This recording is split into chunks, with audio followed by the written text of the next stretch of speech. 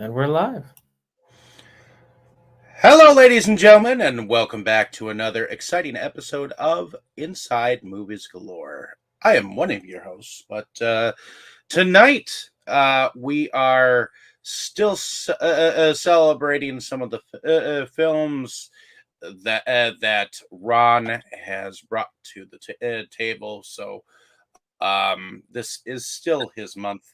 But today, our good friend Mo is going to be talking about what film we were subjected to. So, Mo, take it away. All right. So Kroll, being a massive fan of the butt rock, he chose Cox on Stages, or Rock of Ages. It was a 2012 jukebox musical comedy film directed by Adam Shankman, and based on the rock jukebox Broadway musical Rock of Ages. Did it not say it was off Broadway? Are they lying to us right there? I don't know. I'm sure one of you guys that are more versed in that stuff will fill us in. No. It sounded like Broadway. I don't know the difference between either of them, but I figured that's something you guys would care about. It was pretty good. I wouldn't be surprised at all. I would have expected this to be a Broadway thing. Well, it was directed by Adam Shankman. It was based on a screenplay by Chris DiRenzo, who is the guy who also wrote, the play or the musical or whatever. Adam Loeb and Justin Theroux also helped him on the screenplay. It stars Julianne Hough, Diego Boneta, Russell Brand, Paul Giamatti and his mustache, Catherine Zeta-Jones, Malin Ackerman, Mary J. Blige, Alec Baldwin, and Tom Cruise, with a plethora of, period-accurate cameo appearances and a really great soundtrack. It's got cinematography by Bohan Basily, which I think is just awesome. Sweet name, dude. It was edited by Emma E. Hickox. It's got music by Adam Anders and Pierre Ostrom, but really it's just a bunch of covers of songs we all know and various medleys. It was distributed by Warner Brothers Pictures and it was released on June 15th of 2012. It lost a shit ton of money at the box office, and Kroll likes it quite a bit. So I guess we're going to start with you, Kroll, and let you give us your first impressions of this film, your history with it. Why, just tell us the deal. Hold on a sec. What was that, buddy? I was just going to say, while you're naming off all the luminaries, you got to mention that our boy Toby was one of the producers on the film.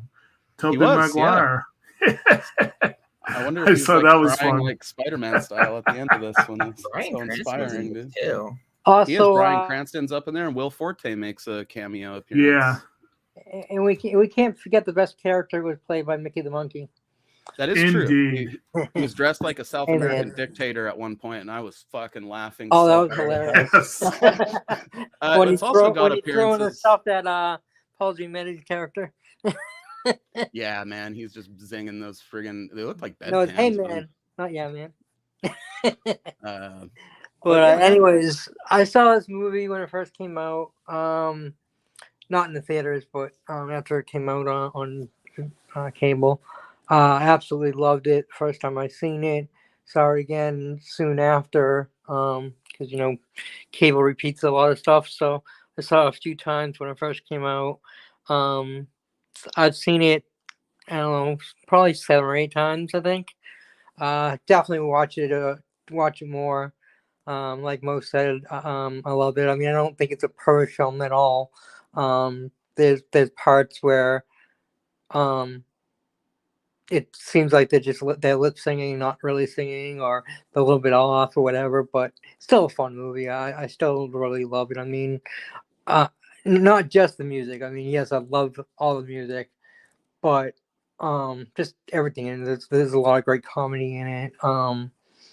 It's a cool love story too, and just a fun movie all around. That's just basically. I mean, it's one of my favorite musicals because of how fun it is, and all the songs are just phenomenal. But it is missing Motley Crue, damn it! Like, where the fuck is the crew? That's my only complaint, is there's no crew. I swear it had nothing but a good time in there. That was Poison. Oh, that is Poison. I always get those guys confused. It's fair enough. So on to you, Dustin.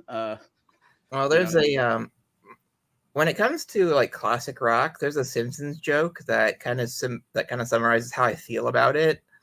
It's like, Please give it up for a white snake. White snake? I thought we were White Lion.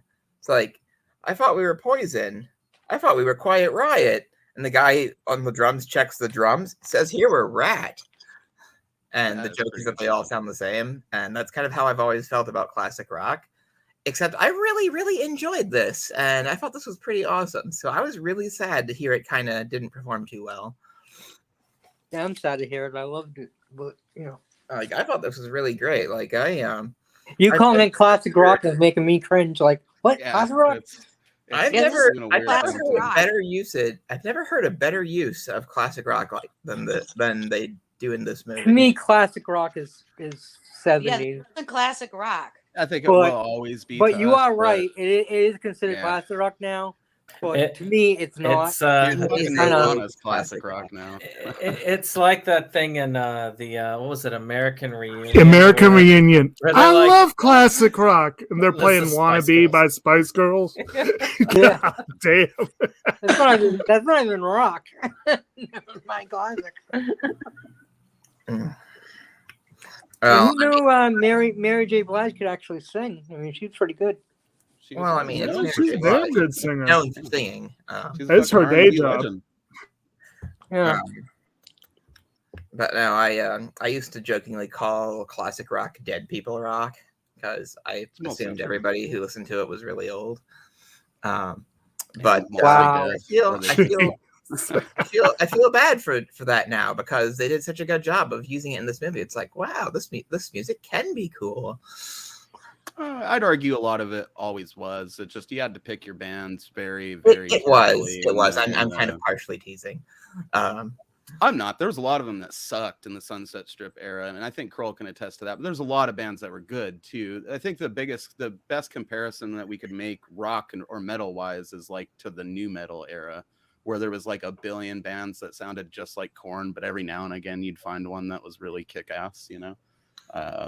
That's my era. Like my first really big band I listened to was like Korn, Rob Zombie, like Disturbed.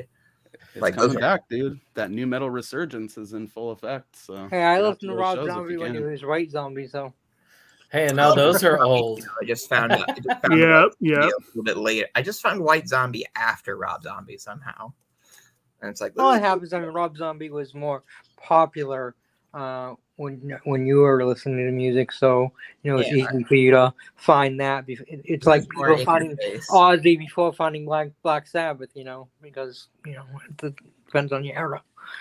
Yeah, I liked Ozzy Osbourne in terms of classic rock, but I mean, getting back to this, I didn't really know what to expect. I thought we were watching Rock and Rule, like the animated film, and so that's what I was expecting to see. And then when it started up, I was like, oh, does it become animated? And then after about like 20 minutes, I was like, oh, this is something completely different, isn't it? So joke was on me. But hey, this was actually really great. And I was really happy to see it. Nice, man. I'm glad you enjoyed it. What about you, Jake?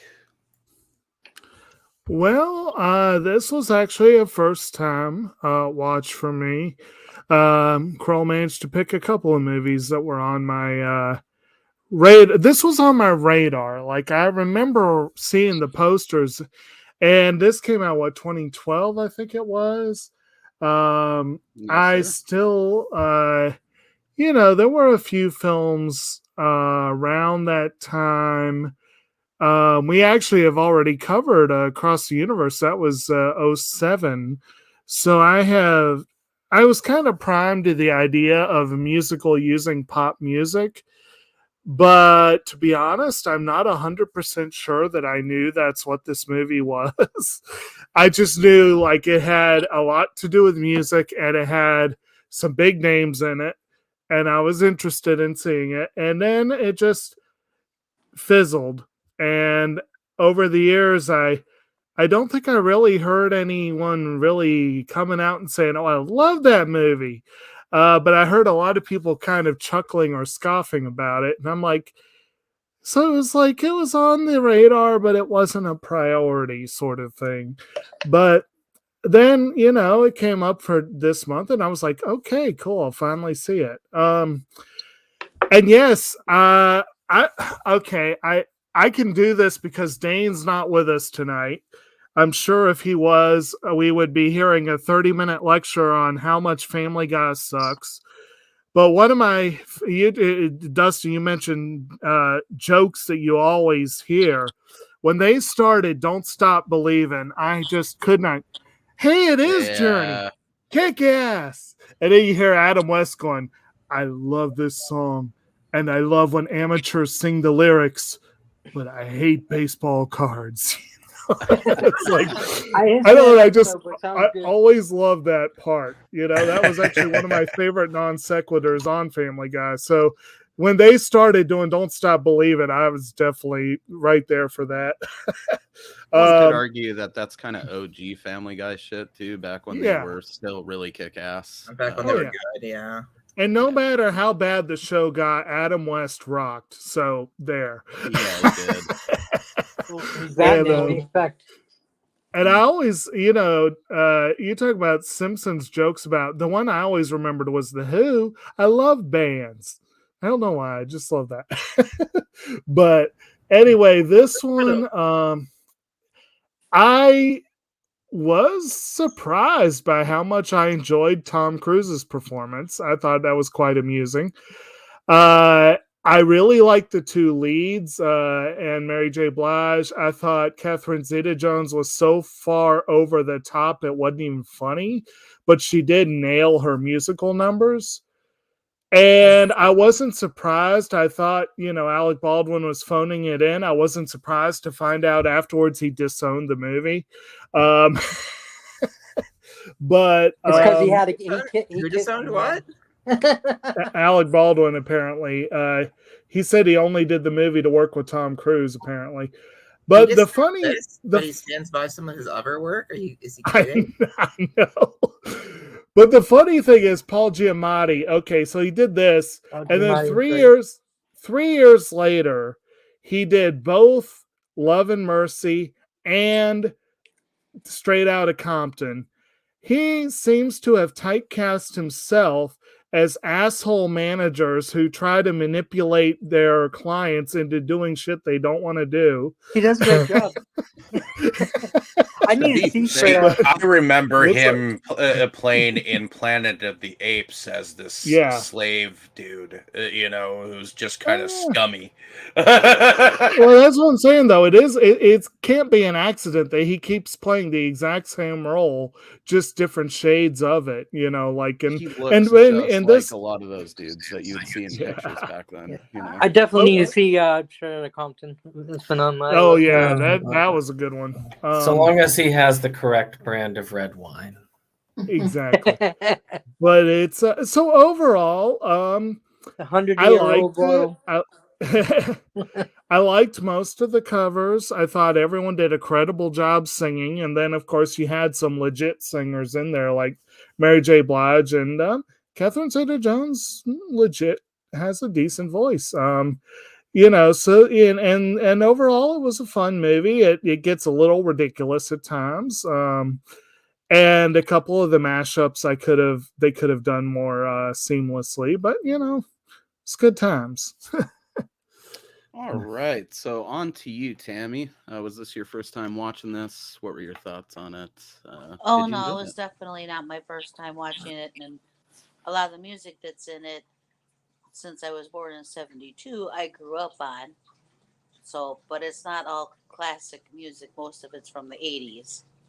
Yeah, it's just the way of it now. Like I said, Nirvana's fucking classic rock now. I'm pretty sure I heard him play Weezer on our classic rock station just the other day. And no doubt. I've heard no doubt. I was going to say no doubt.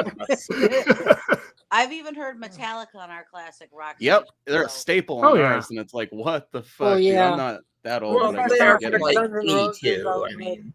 What? I just consider true, but they're playing rock like the '90s shit on the classic station. Yeah, that's insane. Yeah, that shouldn't count. That's messed up. That's really insane. I usually consider the classic rock like Led Zeppelin, the Stones. Yeah, '70s, like me. Yeah, some late '60s that was like proto rock metal stuff. Yeah, maybe some early '80s.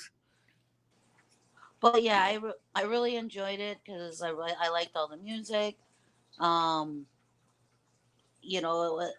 thought that Cruise definitely reminded me of Axl Rose in a way, with some of his antics in here, and and things that actually that he's known for doing. But I thought for the most part everybody sounded good that sang. Um, and it was, you know, it was a lot of fun. I liked the storyline with the little love story going on there. But yeah, and of course, definitely liked the monkey. He was cool. He's a fucking legend, dude. That monkey needs to be in more movies. I agree with most of that. I think the Tom Cruise stuff is just scarily accurate, especially that scene where he rises up out of the bed with all the chicks and he's like in those assless chaps and he stumbles. I am over on to stage. Yeah, I feel like something like that could happen in real life with Tom Cruise, and then he would just hold you at gunpoint and make you test your thetans with him or something. Whatever the fuck those Scientologists do. Dave. Well, see, Axl Rose a lot of times was known for not showing up on time, Being late, and, yeah. you know, and not showing up for rehearsals and things And like sounding like shit Right. when he is on Yeah. stage. Or forgetting words. Yep. And then fucking So- drop kicking chicks in the crowd. Axl was a know that one. madman. And actually, if memory serves, the whole thing where his manager's like, he actually shows up on time to the gig and he's like, oh yeah, I told him it was last night, so he thinks he's a day late. Just let him go with it. I believe that actually did happen to Axl Rose one time. So fun little tidbit there. That's funny. Yeah, man. I mean, those rock star dudes, sometimes I think it was just in style to blow off obligations. So if you let them thought that they did it and then the people Right. compromised, they would, Because like, it's rocking. It's actually not show rock and up. roll to be on time. Well, you know, the biggest one that they were concerned about is when they did the one to Freddie, for the Freddie Mercury. You know, he Oh, I didn't still show up need to and see didn't that. show up and didn't show up for rehearsals, and he was supposed to sing with Elton John, and he actually showed up when the show started, and they were all surprised. Elton John thought he was just ended up singing by himself. You know. Oh yeah, Freddie Mercury showing up. to Bohemian anything is always a Rhapsody fucking was an surprise. awesome movie. I've seen Actually- clips and it looks dope, dude. But I don't think I actually it- watched all of the it movie. was great. I didn't learned a watch lot. it in one go.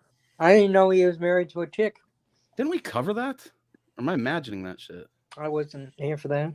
If you did, Well, I was talking about the tribute they did to Freddie Mercury with all the different singers from all different okay. all different music and all different genres and everything. And Axl Rose was supposed to sing with Elton John. Elton Weird Al John. Yankovic. I don't know. And he finally did. He did actually show up and did actually sing with them. It was actually Dope. really good. Axl got a lot more fun later on too when he was hanging out with Buckethead and stuff, and he let go of some of the douchey rock star stuff. He actually became a pretty good dude over the years, which is surprising. I wouldn't have thought that he would be the dude to kind of clean it up, you know? All these other dudes that were like less sleazy than Axl at the time are assholes nowadays, but Axl's kind of a sweetheart now. So A that's funny, kind of... Go ahead, funny sorry. little tidbit is my high school sweetheart was pretty much a dead ringer for Axl Rose. So I've always just had a weird dislike for Guns N' Roses, much like Aerosmith. There's something about the bands I don't jive with, but I dig the vibe that they put out, you know. So it's like I can give them I can excuse it, even though I don't care for their music. I like them as bands, I suppose. Well, he just looked a lot like Axl. So. He did. He had that like buff but almost too skinny thing going on, and those low cut jeans, and he looked like he smelled like a saddlebag. Fucking, he was selling it. He looked like he was half on drugs, half drunk, and they did a great job. I mean, he really looked like a fucking rock star, you know. It was fun back in high school though to go out with somebody that looked like Axl Rose. Did you ever have him? His voice was. Did you ever make him do the whole no? Did you ever have him do that shit? Oh, he loved him. He loved mimicking him. Believe me. Doing that little swaying back and forth thing. Oh, that I've done Axl does. I've done that. I'm sure you have, dude, with your headband, singing into a hairbrush in front of the mirror. In karaoke, I used to do shit on karaoke too. So Dave, first time with this movie? I'm gonna be honest. This is my first time I've seen it in its entirety. when it came out in 2012, it was a movie that was on Tammy's radar that she really wanted to see. So somehow we procured a copy for her to watch, and she liked it. I wasn't digging it at the time, and for all intents and purposes, I just kind of forgot about it. But seeing it this time, because I would come into the room periodically when she was watching it and see bits and pieces of it and whatever. But seeing it now, I don't know. I guess it's enjoyable. It's entertaining, but going into it, I really liked the monkey showing up the first time. I mean, the monkey really makes an entrance. I really got to say that. And I guess I look at this as kind of like a sort of tribute to the music of the 80s. And it's more or less you got to take it as is and go with the flow, and it's all right. It's not entirely my thing. Julianne Hough, I don't know, her voice, it's not exactly my cup of tea when I'm listening to a musical. It's a little bit. I know she's American Idol. I get that, but she wasn't my thing then. She's not my thing. That's what I'm saying. No. That's the issue. Is it doesn't sound quite right. She does a good job. The girl, the main character. Yeah, she does a fine job. She's great. She singer, looks. I know she looks gorgeous. She looks the part. It's just I don't know if you know. I don't know if you get my drift when I'm talking about, you know, the voice of the girl in Little Shop of Horrors. Her voice is just so high, and me growing up with a music background, when you're getting drilled in the back of your head that you cannot sing through your nose.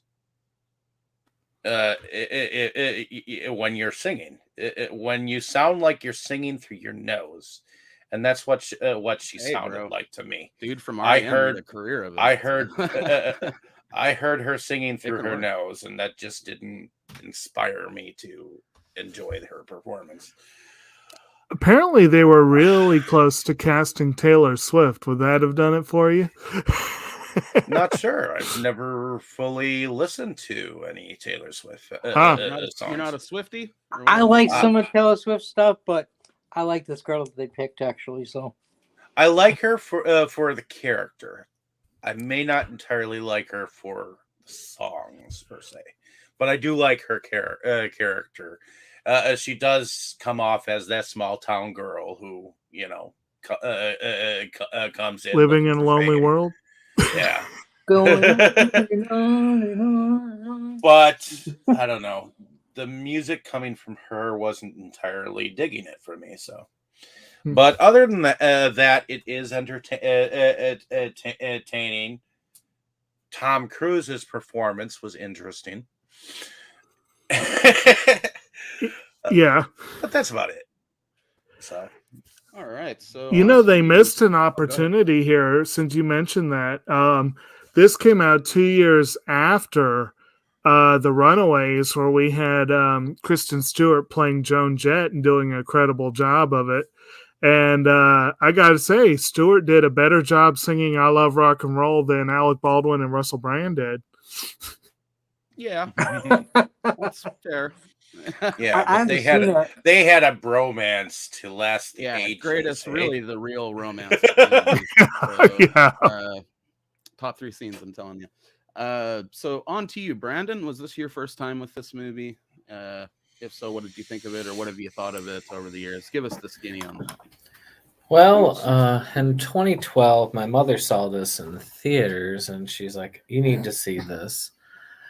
She had gotten the DVD, and I went ahead and I watched it, and I listened to the soundtrack, and my original thought process was it had a fairly decent soundtrack. But then it just flew out of my mind until, other than I knew my mother liked it and had a decent soundtrack until Kroll brought it up. And so I watched it again, and I swear I mixed this movie up a lot with Rockstar for some reason. Because the movie reminds me of a combination of Rockstar and the New York sections of Glee. Yep. And it has a lot of the elements of both. I liked Rockstar better. Depending on the season, I liked Glee better. Not those seasons, though. And I did like Tom Cruise in it. I thought he did really well. And the monkey was pretty cool. And that's about it. I really don't have a lot to say on it other than that. It was decent. That's probably about where I'm at with it. I mean, this is definitely my first time seeing it in its entirety. I feel like it's kind of similar situation with that Bohemian Rhapsody movie where I maybe like saw chunks of it when my brother was watching it or something. Or I watched it in chunks and forgot certain chunks of it. I had the vaguest recollection of some of the Tom Cruise stuff. But other than that, I couldn't swear to you that I've actually seen this. So this was my first proper watch of the movie. And I wouldn't say I hated it. I equal parts loved it and thought that some of it was massively fucking cringe. But the stuff that was cringe was so cringe that it was fun, you know? So I was laughing throughout the entire movie, just not always for the right reasons. I don't know that there was any part of me that needed the 80s Sunset Strip metal scene filtered through a loaf of fucking white bread in an episode of Glee, but that's what we got here. And it works more often than it doesn't. I think that it could have been much harder edged. I think that it could have been, if it was less of a musical and more of like a period piece looking at the scene as a whole. I think they should have taken the money that this lost and just did a movie about the transition from hair metal to thrash on the Sunset Strip back in the day and just made it an actual biopic, kind of like The Dirt, and it would have been awesome. This is still a whole hell of a lot of fun, though. There's parts in it that I think that it hits, like, as I mentioned earlier, it's got a bit of an identity crisis going on. I think one part of the crew wanted it to be like kind of an absurd boner comedy with musical elements and goofball sort of absurdist stuff going on at various points. And when it hits its stride with that stuff, it does really, really, really good. Like the scene with Tom Cruise and the reporter lady singing to each other and then trying to get jiggy on the air hockey table and she's like slipping off and then she sticks her tongue in his ear. I mean, that's brilliant. Or the scene with Alec Baldwin and Russell Brand, you know, lovingly singing that song to each other before their steamy embrace. That was magnificent. Best scene. The stuff with the monkey is just great. I mean, if the movie was more like that throughout, I would probably be able to confidently say that I loved it, but it wasn't. It was like half that and half High School Musical or some shit. Yeah. The main characters could not give a shit about them. You know, it just, they felt like stock characters, you know, that were just there to have some sort of like naive love thing going on that you've seen in a bunch of VH1 movies over the years. You know, the real draw to the movie was Tom Cruise's character, his relationship with Alec Baldwin's character and the club, the Bourbon, and the whole thing with like their stand-in for Tipper Gore with Catherine Zeta-Jones trying to shut him down because she got like bagged on by him back in his early rock star days or whatever. That stuff was a lot more compelling to me than like the kids trying to make it and sort of failing and then, you know, finding each other or whatever after one guy turned to, you know, boy band activities, which is arguably more questionable than a lot of the rock shit going on at the time. I mean, seriously, there should be an after-school special about that. Yeah, actually, you know, when y'all were talking, when boy bands attack. When y'all were talking about the classic rock, I forgot about that part. But for me, classic rock was Beatles and a lot of other bands of the 60s because that's what I had grown up with. Because to me, in the 90s, when I was in high school, I preferred 70s and 80s rock. I hated the current music of the time. So to me, that was the present music, and that stuff was not really worth my time. So that was, I didn't start to get into more modern music until I got like into my 20s or 30s. So yeah, I would say that. So I just thought I'd put that out there too. I still consider 80s to be modern rock by my own mind, even though I was a young child during the 80s.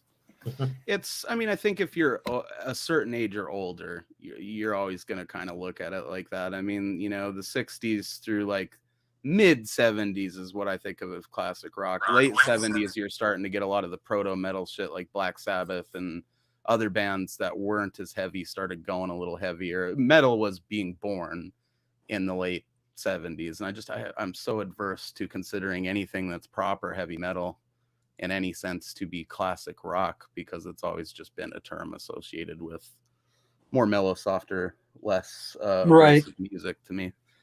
So I'll wrap my head around it one day, or I'll be one of those old dudes. Like considering Metallica classic rock is weird because they're metal.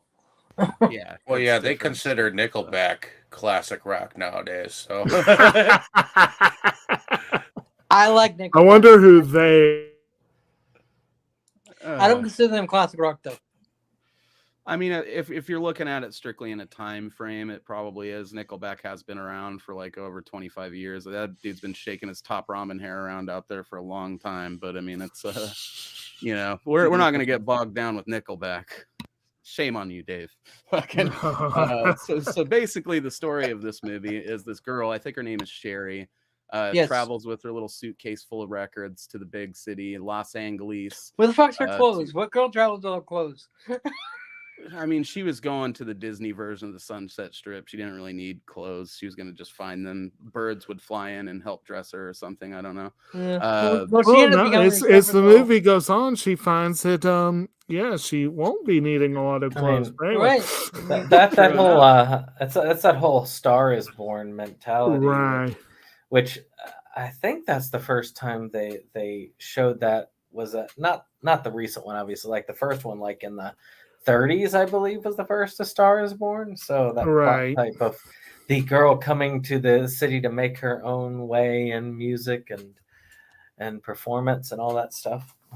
And that is a common trope of coming with just one suitcase. I mean, I don't know how realistic it is, but that's a common movie trope. And so, it may have been packed to the gills with clothes, but then that asshole ran off with it. So, there you go. It's gone.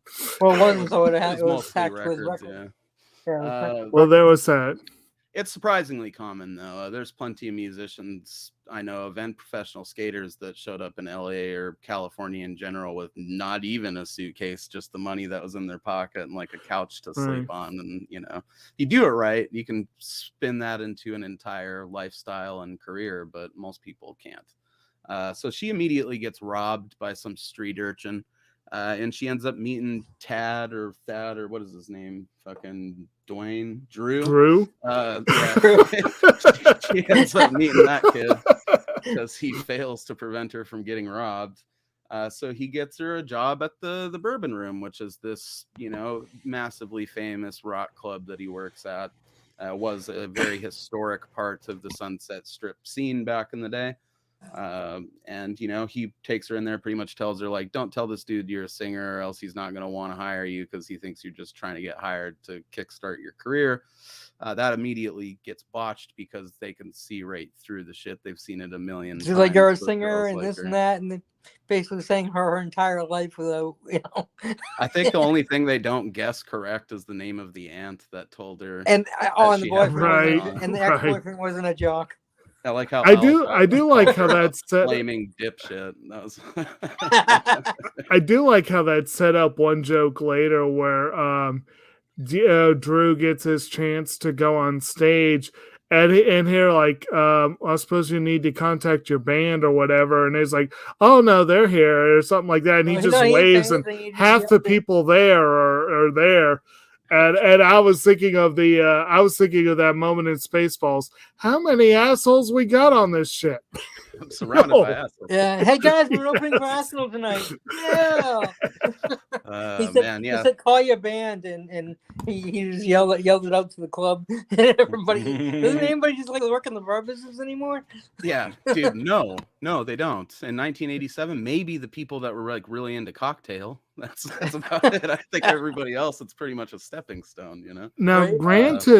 granted, anyone who worked successfully in a club like that probably was making bank nightly. Right. But it would be a tough job, and I could see how people with bigger dreams would be using it as a stepping stone. Oh, yeah. But again, as you said before, if you use it correctly, that could have been a pretty good one, you know? Yeah. Unfortunately, most people just don't, you know. I think I read somewhere or saw it in some documentary about this kind of stuff where it's like 1 in 100 people that go there actually stayed longer than like a year at the time or something like that. Most people were broken on their way back to fucking Oklahoma, you know, in probably shorter time than it took them to make the decision to actually go. That's just the nature of the business, you know. But you know, she gets the job there. Yeah. You up and spit them out. Pretty much.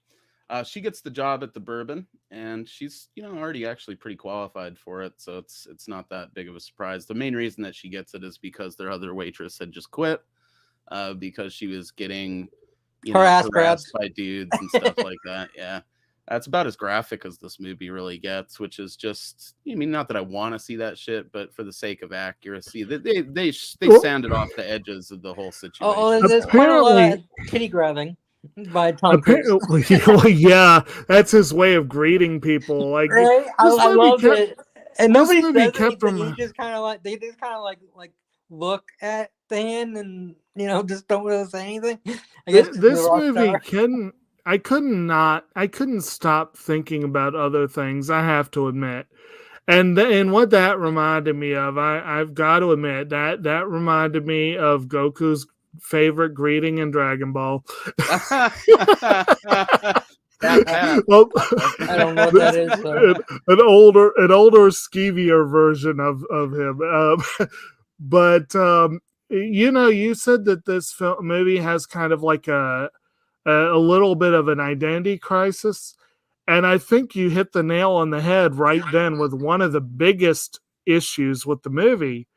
Is that apparently, from what I read, the original musical was considerably more racy than this movie was, and the director himself was the director sanitized it, hoping for a bigger audience, which we see how well that worked.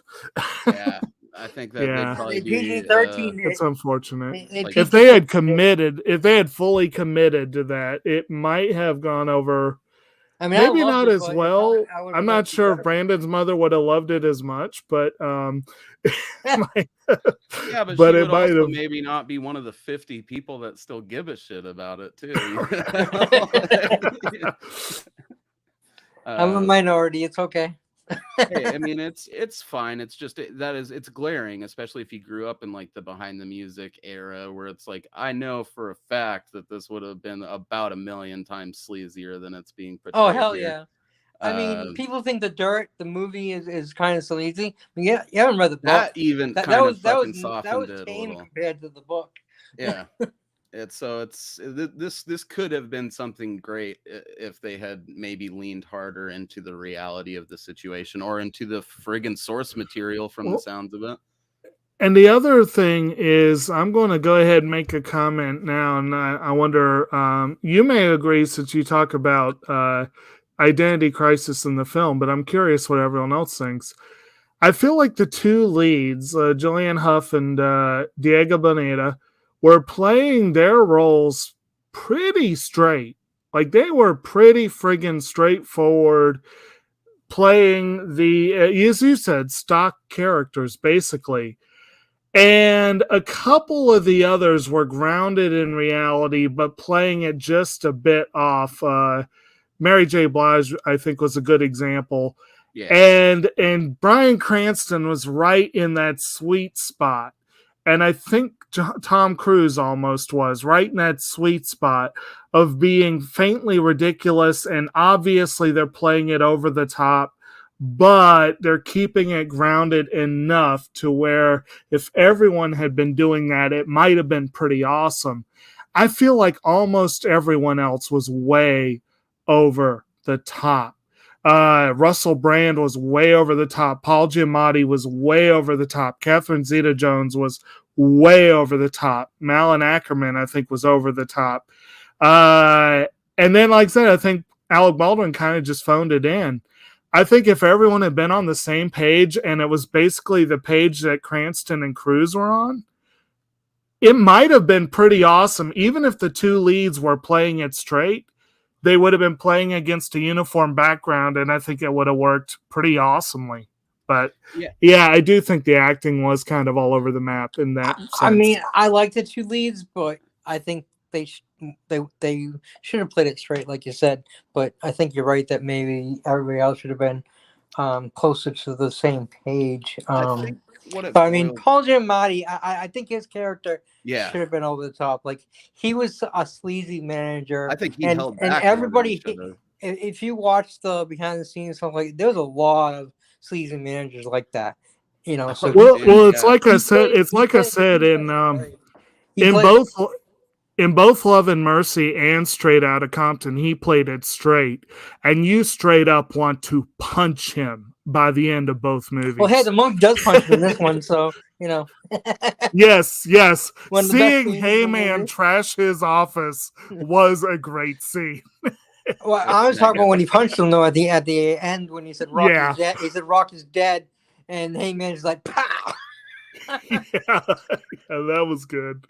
And Heyman was a great example of something that was ridiculous, but it was perfectly on brand ridiculous. It was like I could see that being something a rock star back then would do. If I fucking had a monkey trained to bring me scotch on tour, I'd be fucking dead by the next album. It's I think that's the deal. In his defense, I think Russell Brand is pretty accurate too. A lot of those English guys that flew over here and just squatted on the strip back in those days just to do a bunch of cocaine and go to cruise shows. I mean, that was a real thing that dudes did. I don't know what it is about Russell Brand that just annoys the heck out of me. I fucking I mean, he after I saw his revival of Arthur, which was horrid. I don't even know why I still have it. Maybe that'll be the next one we do. But he was great in that. What was it? Saving. Get Him to the Greek. Well, Get Him to the Greek was a follow-up. Was a sequel of Forgetting Sarah Marshall. Yeah, I actually liked him in Arthur. So. Yes, he was great. I guess I think of him much like you think of what's the guy Borat? Borat is Sacha Baron Cohen. I think the way I look at Russell Brand is how you look at Sacha Baron Cohen, Dave. And by the way, Brandon, Brand is kind of a second life as an internet weirdo nowadays. Yeah, he's a pretentious ball stain is pretty much what he is. That's why I dislike Russell Brand. I like him in every movie I've seen him in. I just can't fucking stand the dude in real life. But I can pretty successfully separate the two. Apparently, Brandon, your boy Will Ferrell was very close to getting the Alec Baldwin gig in this movie, and that would have made this gross. I think. I don't know. If Ferrell. That's a little too on the nose with the comedy. And I would disagree that Alec Baldwin. I agree with that. I think him phoning it in was part of the character. He's supposed to be I think his character was pretty good. I like his character. Owner. I like that they did him up to look like he was a fucking disgusting creature that would live under a bridge and charge you a toll to get across it. I mean, there was a lot of great things going on with that character. I wonder how much of that was fake too, or if he just showed up looking so disheveled. I know. I mean, his hair. He had the perfect. He didn't have too long of hair. He had long enough hair. Everything looked. He looked the part perfectly. Yeah. As someone that would own a club like that, and he definitely loved the music, and he wasn't just in it for the money. Obviously, he loved the His vocal music of the abilities club, the just whole sucked, scene. but that was Yeah, I obviously mean, his why he vocal wasn't wasn't in the great, but band, you know? it was kind of it was kind of cool the way he sang.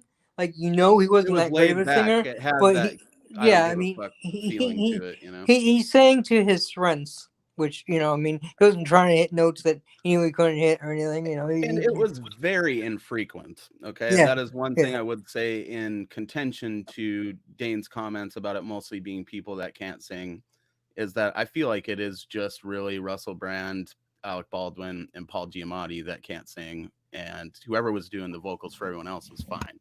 Whether it was them or someone doing it over them, I don't know. But it all seemed pretty fine. Those three, it was noticeable, but those are also the three characters that Supposedly, it you was wouldn't think everyone. would be able to sing. I think everybody did their own. That's what it feels like, really. Supposedly, it was everyone doing their own. Yeah, it feels like it. So that leads us into another part of our plot here. So we got the starstruck fucking tweebs or whatever those kids are.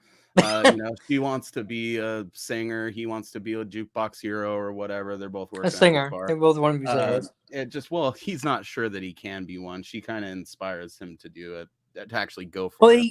Because he's afraid. He's got stage fright, and she tells him, "You just gotta breathe," and teaches him how to breathe.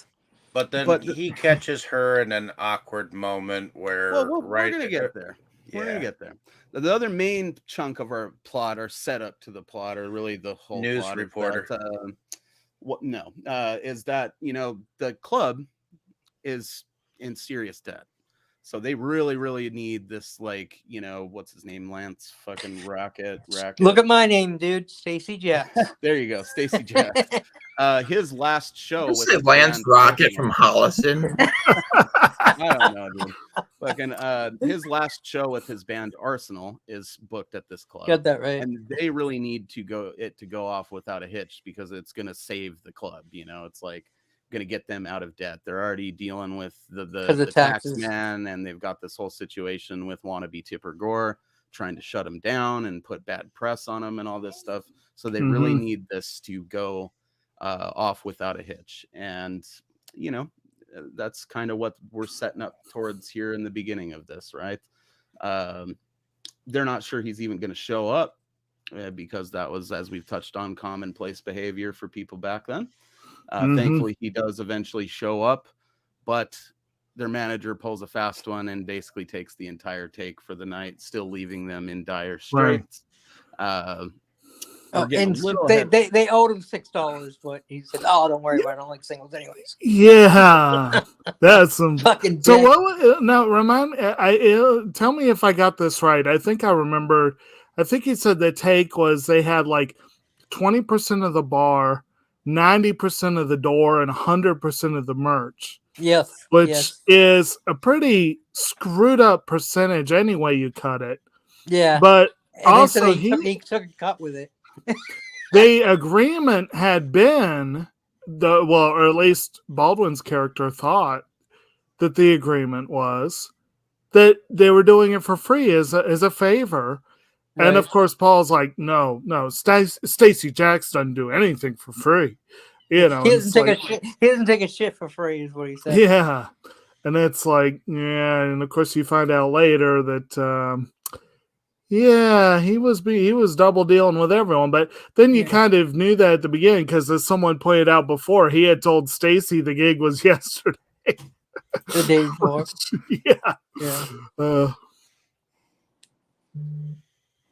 Yeah. So I mean, that's basically what's going down, right? On the side of that, this chick has encouraged this guy, Drew, to take his band, Wolfgang Von Colt, up to open for Stacy Jacks' band because their opener bailed. I think it wasn't balls. Concrete balls.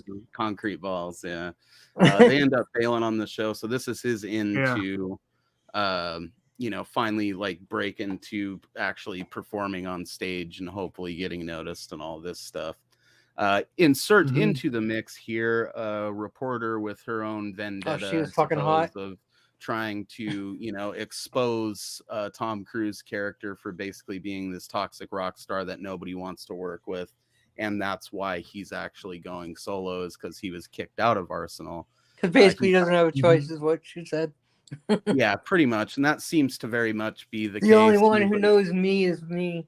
he's off on his own trip where he's like, thinking he's tapping into some higher fucking plane of rock star existence or something, but Right. really he's kind of a tragic character that's locked into this lifestyle and probably doesn't really know how to get out of it. But that's kind of where we're at there. There's a misunderstanding with said reporter after the funniest fucking scene in the movie next to the bromance.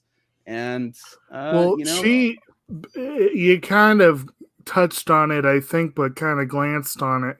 She basically calls him on his shit. She basically tells him straight up, like, dude, this is, like, I loved you. I loved your music. You were awesome in the beginning, but now you're just kind of skating by with what you did in the past and not making anything new. Yeah, so right. You can tell she's a fan, but she's being fair. Like, she's being a journalist. She's not being. She's not holding any punches because of being malicious fan. about it. She's just doing a very straightforward, honest piece about it. She's got her own agenda of honesty, I guess we could say, to really. I mean, obviously she's a fan. I mean, she ends up screwing him on the pool table, and I mean, she's you can see right from the beginning she's super attracted, but she's still doing her job.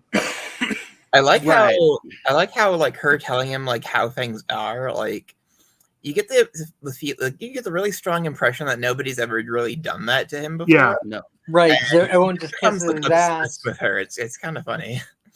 I think that's one of the reasons he enjoyed responds to her. He's probably been in an echo chamber for years, and so that's probably why he, it's been a long time since someone was direct to him.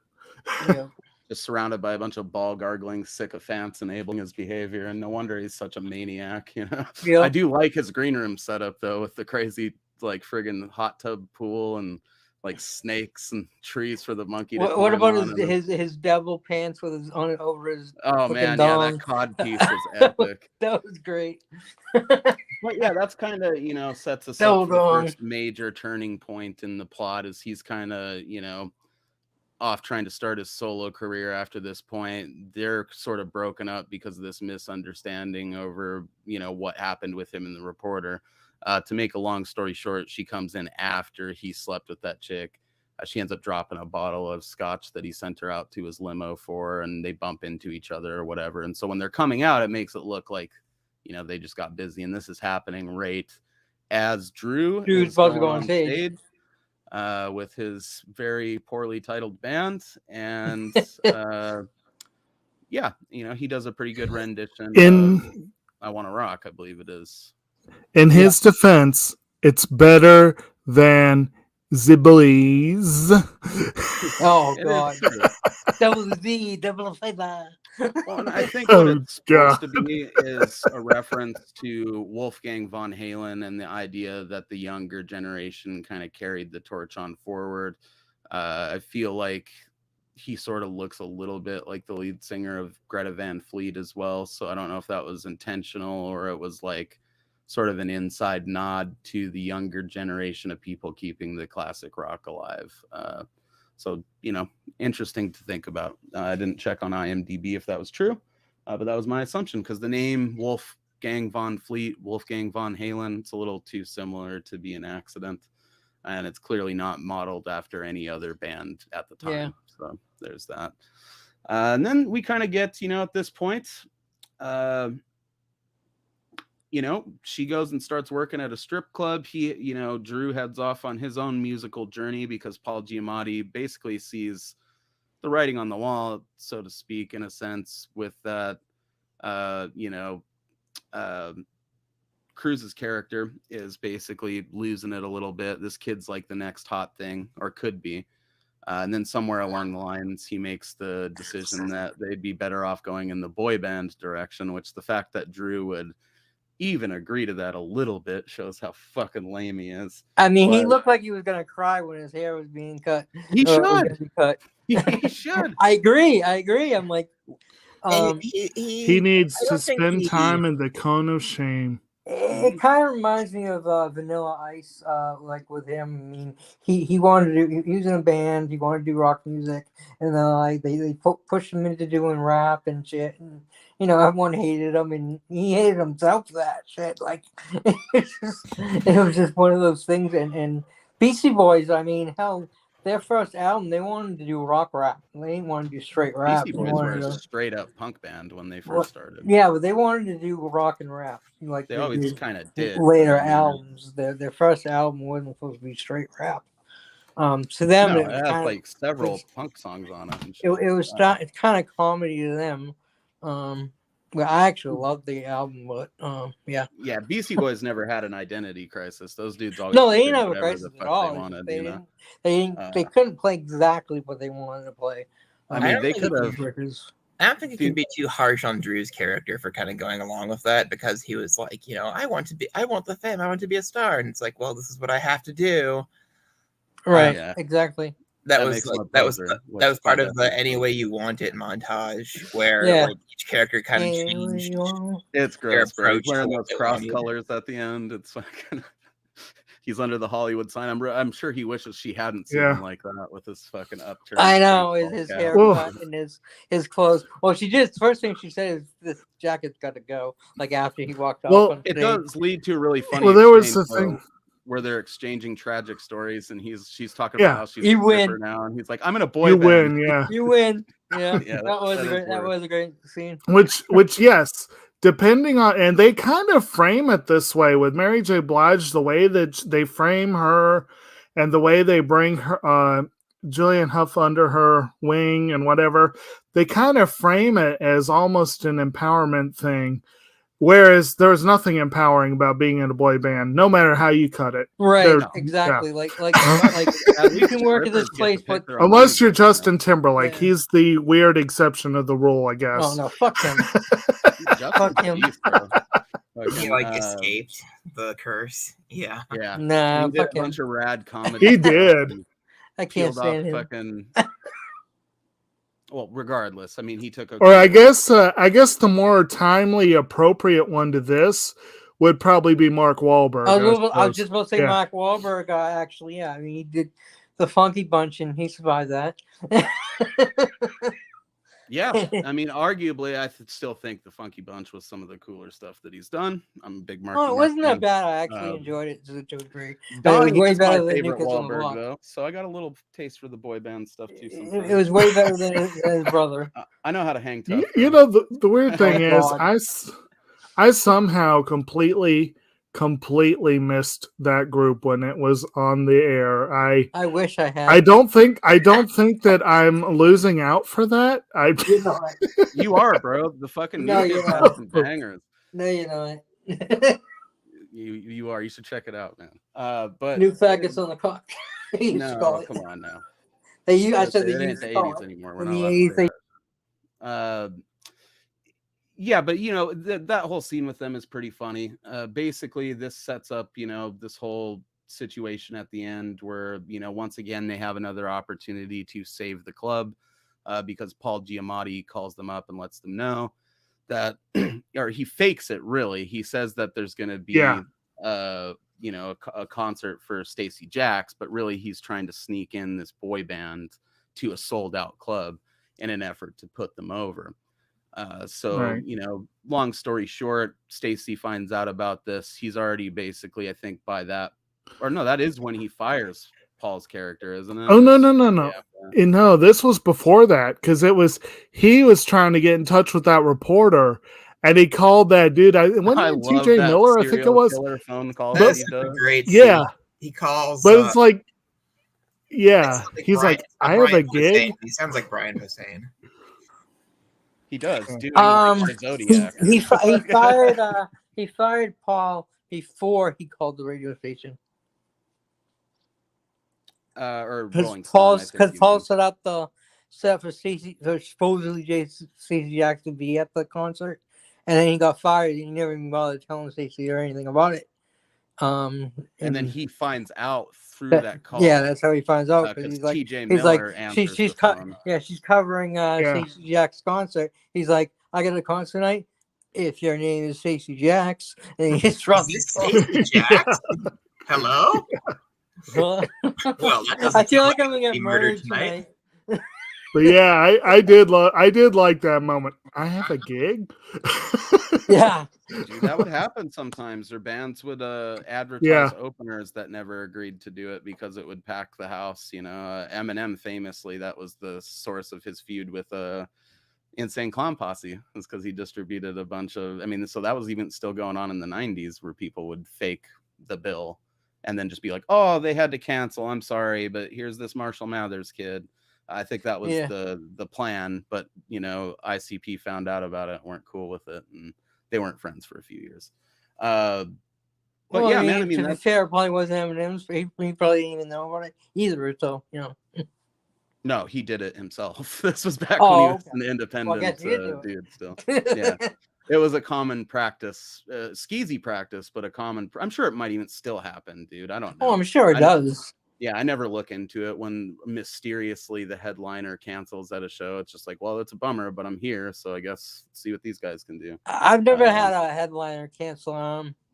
Anthrax canceled when it was Megadeth and Motley Crue. I've had several. I That's why really, it's still. I really didn't care that Anthrax wasn't there. I wanted Anthrax to. was pretty I've seen overrated. footage You of didn't one. want to see Anthrax? They're one of the bands that can actually rap in their metal. Fuck yeah, dude! Bring the noises. I've or kick seen- it Yeah, track. I wanted to I've see seen Motley Crue and footage of, Megadeth. I didn't care What's about that, Anthrax. Dustin? I've seen footage of this big concert Korn had to cancel, and they just kind of all awkwardly walked on stage because like the drummer like broke his wrist somehow like during rehearsal, and it was like, hey guys, I feel like I can't do remember the reading show that. tonight. Kind of just like that, and it was like, ooh. Yeah, and it doesn't always work out where you have Joey Jordison to fill in for you, like when Metallica had to have him fill in that one time. I mean, it's stars don't always align like that, especially on like a festival date or something. Where are you gonna have the dude from Chevelle play drums for Korn? It's not gonna fucking work. Interestingly enough, though, the biggest concert I ever had a headliner cancel at, Korn was who stepped in and headlined, and that was my first Ozfest. Huh. And that's the reason I've seen Black Sabbath twice, but I've never seen Ozzy on his own because that was the last time he toured when I was frequenting big shows like that. So I never got to see that No More Tears guitar solo.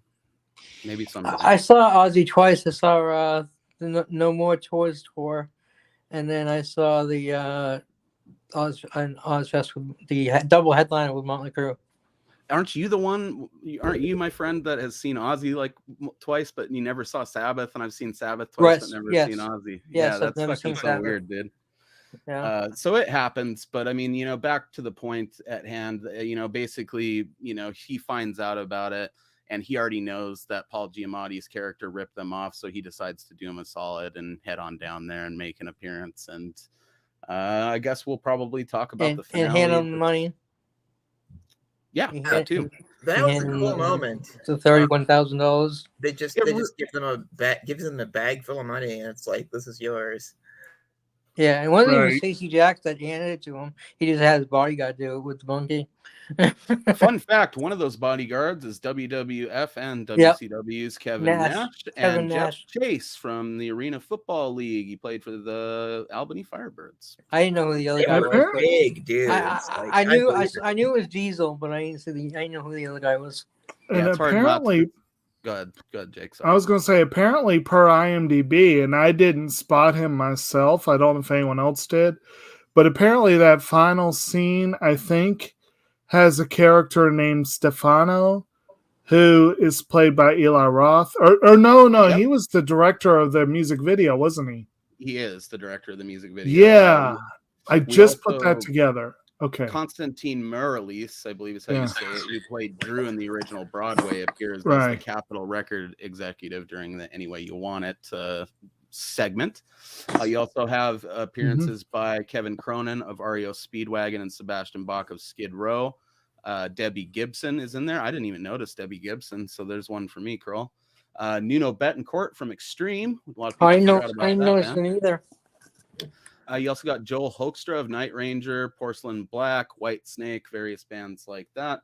And then Eli Roth, of course, and T.J. Miller as the Rolling Stone receptionist. Those are pretty much the main cameos, other than I wouldn't call Bryan Cranston a cameo. He's just a supporting player. But Will Forte is definitely a cameo. And Will Forte, to me, is the glaring example of this movie's identity crisis. Him and T.J. Miller are how you can tell they kind of wanted this to be more of a screwball comedy. And those scenes, obviously, where it goes in that direction, like the bromance or the air hockey love fucking session. It's just, and the monkey. I mean, there's little tidbits like that throughout all of it where it's like, damn, if that had been the movie they were selling us, I'd have been there for like every minute of it. But yeah, we get our big inspirational ending. Paul Giamatti gets punched by a monkey. I don't know. Great scene. We're at the I'm point sure now. That's a phrase that we've probably wanted to hear for a long time, right? Especially Brandon with his love of Sideways. He probably loved that moment. Yeah, Sideways. Well, Why'd you have to remind us of that, Jake? I like Paul Giamatti. He's a good actor. He's a good, I did like Sideways better than I liked this. Not on first viewing of Sideways, but after our second chances month. Hey, some people like elevator music. I have not seen. We all have our tastes. I have not seen Sideways, so I can't comment. I think Sideways would be one of the most grueling experiences of your life, Kroll. Nah, it's just I not don't your know type that. of a movie, man. I think movie watching wise, it might be worse than some of the stuff we've done this year. Right. I don't think it's worse than one movie. I won't mention it, but I'd put if I was a betting man. But so Obviously, Bunny. I guess that's Yeah, basically yeah. the plot of the movie, No. right? Did we miss anything important here? I mean, I think that kind of does it. Just think VH1 movie with a lot more musicals. to me, it kind of felt like a bunch of music videos smashed together, like Right. which I love music videos. So One could argue that quite a few musicals kind of have that vibe, and it could be.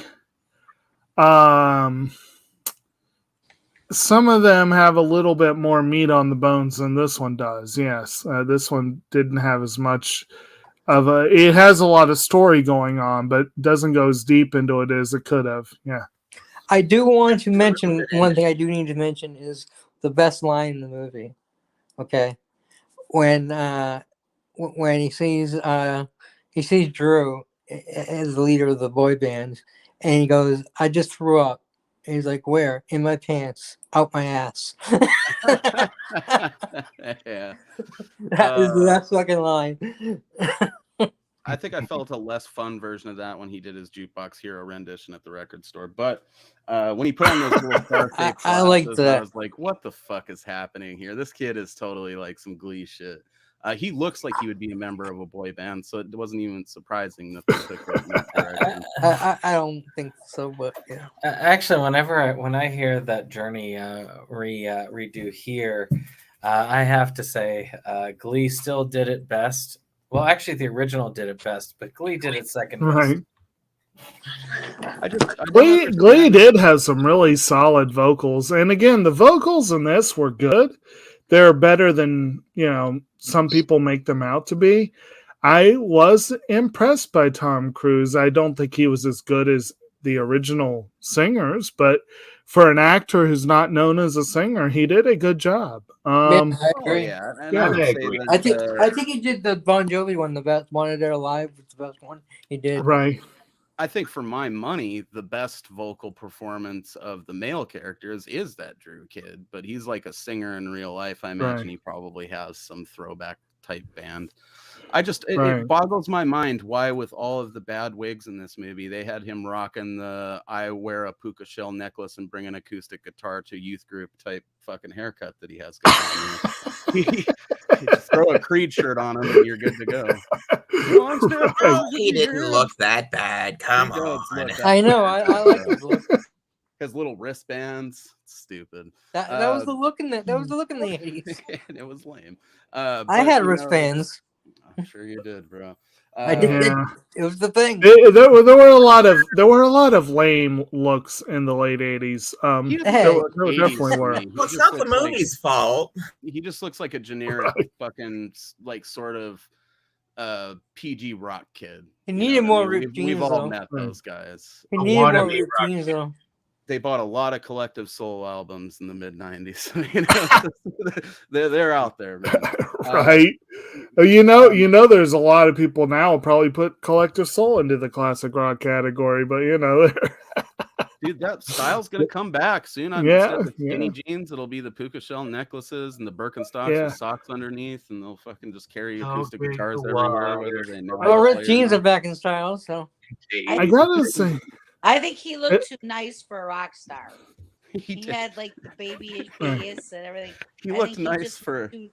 too nice. You know.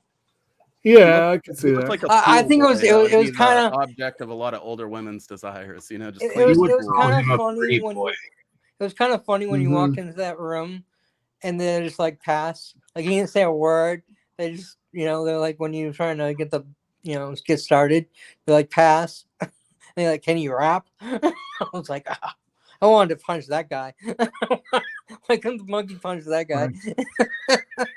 Hey, I mean, it Does was he selling rap? at the time? You know, Rock is dead. to be fair, kind Yeah. of was for a minute in some respects, but it survived. It always endures. I Rock mean, will they never tried die. to kill it, is what they did. It was MTV. MTV tried to fucking kill it, and it failed.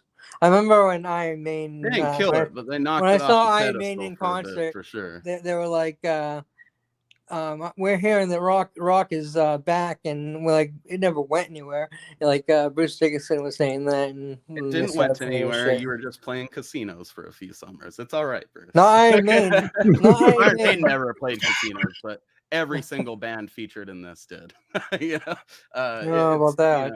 It's 100,000% true, dude. How Bon it was Jovi? just- Bon Jovi, I'm sure, played at least a county fair. or Bon two. Jovi has definitely gone through his slick pop phase. It's- There is no it's question. been up and down. They have No they've had doubt. their slumps for sure. I As mean, a whole, he- I mean, in the grunge, nobody was madder about it than the grunge dudes because a lot of them were semi fans of some of the '80s rock and metal. But for whatever reason, that and pop music at the time really did sort of put the boot to classic rock, as some people would call it now, or just 80s and late No, 70s. Yeah, being that mad does- was what grunge Years was all ago, about. Alice Cooper played the Wisconsin County Fair. Yep. Well, see, And- that does bring up another missed opportunity they had here. You were talking about some of the rock cameos, but you had people like John Bon Jovi and Alice Cooper and the other one I was just thinking of. Who was it that I was just I'm sure thinking John of? Bon Jovi would have done it. He loves. Well, that's what I'm saying. Like, these are people who legitimately were working on acting careers at the time. And I always thought it was a shame Tom Petty didn't do more acting. He seemed like he'd be a natural for it. But, but one who very nearly, most people wouldn't necessarily think of them as a rock star, more pop. But one thing I read on IMDb that intrigued me was they wanted Catherine Zeta-Jones for this role that she plays. But for some reason, they weren't sure they had her. I think she had some scheduling commitments. So supposedly, they were so unsure about her that they actually had Gloria Estefan sitting in for her at table reads and things like that. Like, this wasn't just they were talking to her. Apparently, she was the understudy for the role. That's Wow. kind of So a shame that- that she didn't get it, dude. Yeah, as much but as it I makes love you Catherine, wonder why she didn't at least get a cameo or something in there. But Yeah, they should have you know. at least thrown her a bone and at least Yeah, have a whatever you cameo. think of her music, she can sing. Yeah, oh yeah. her music Yeah. rocks, dude. But I mean, it's I like her music. her and Mary J. Blige was one of my favorite. I mean, I guess since we've talked about characters, I don't like Mary variously J. throughout- Blige's music at all, Mhm. but I liked her singing in this, so I was like, that's why I said, oh, she can sing. Then I I feel mean, like you'd like a lot. I knew she was a You probably singer. were more familiar with the stuff they would play like radio wise, where she was I knew she featuring was a on hip hop singer, and stuff. but she's since an I didn't R&B like her legend, music, bro. that's why I said who knew she could sing, because it was being Yeah, a it was a smart ass treat. mother.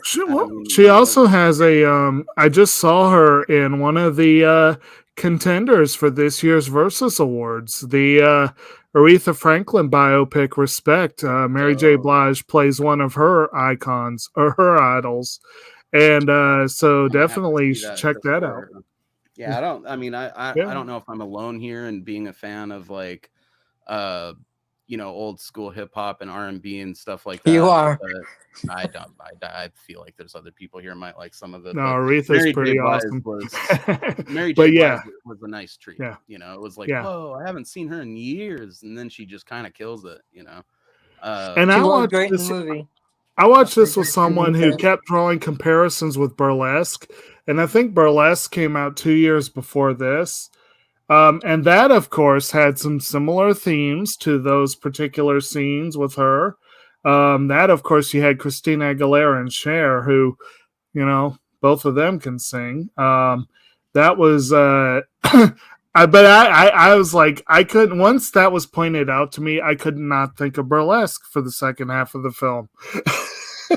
I've not seen that, so I'm not too familiar. I haven't with seen her, it but either. It was pretty good. Nice to see Mary J. Blige in there, and I think Gloria Estefan would have been a nice sort of another little piece of icing on the cake, because they weren't rock or metal artists, but they were contemporary to those people at the time. Yeah, Gloria Estefan I actually enjoyed. So. And there was weird periods too, where sometimes those types of acts would go on and like open for some of these hair metal bands on random tours. Didn't Madonna do a tour with like Poison or some shit like that?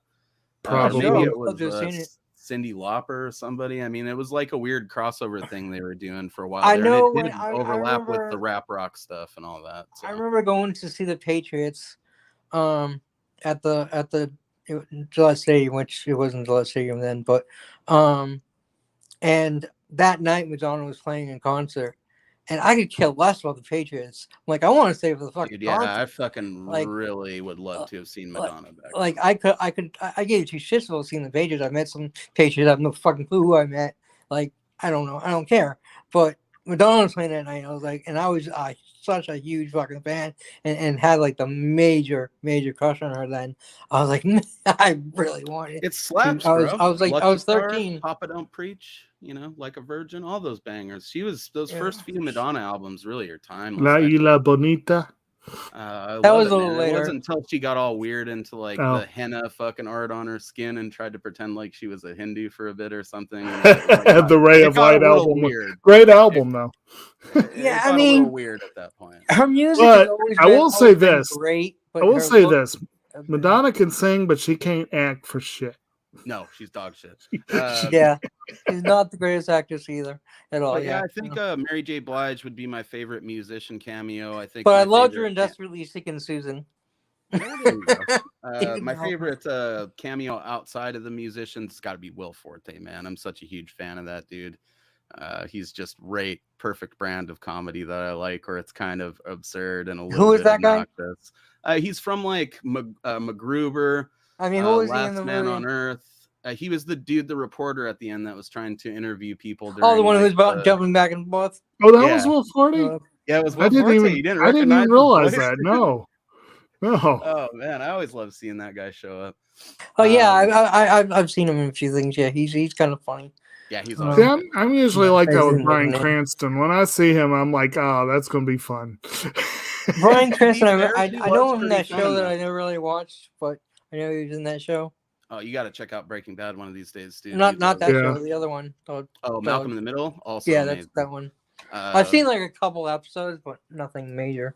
Yeah, once it really gets its stride, Malcolm in the Middle was like, it's one of my favorite sitcoms. But Bryan Cranston's character, my favorite bit with him was when he's like checking out that lady's ass as she's leaving that conference, and his wife catches him, and he's like, ah! She's like, why so jumpy? And he's like, oh, I'm thinking about the politics or whatever. Yeah. Totally just enjoying those fucking desserts. I think my favorite part is when he finds out that his wife was the groupie for Safety Oh Jackson, man, that is and such a he dumps the chick on the floor and jumps up. See, I love he's like, that was the short version after she Oh, that was Yeah. that was pretty funny. Yeah, her he's in the friend, movie yeah. very briefly for who he is, like you'd think he'd be in it a lot more, but the scenes he is in there for, they pack a punch. The whole politician angle was cool.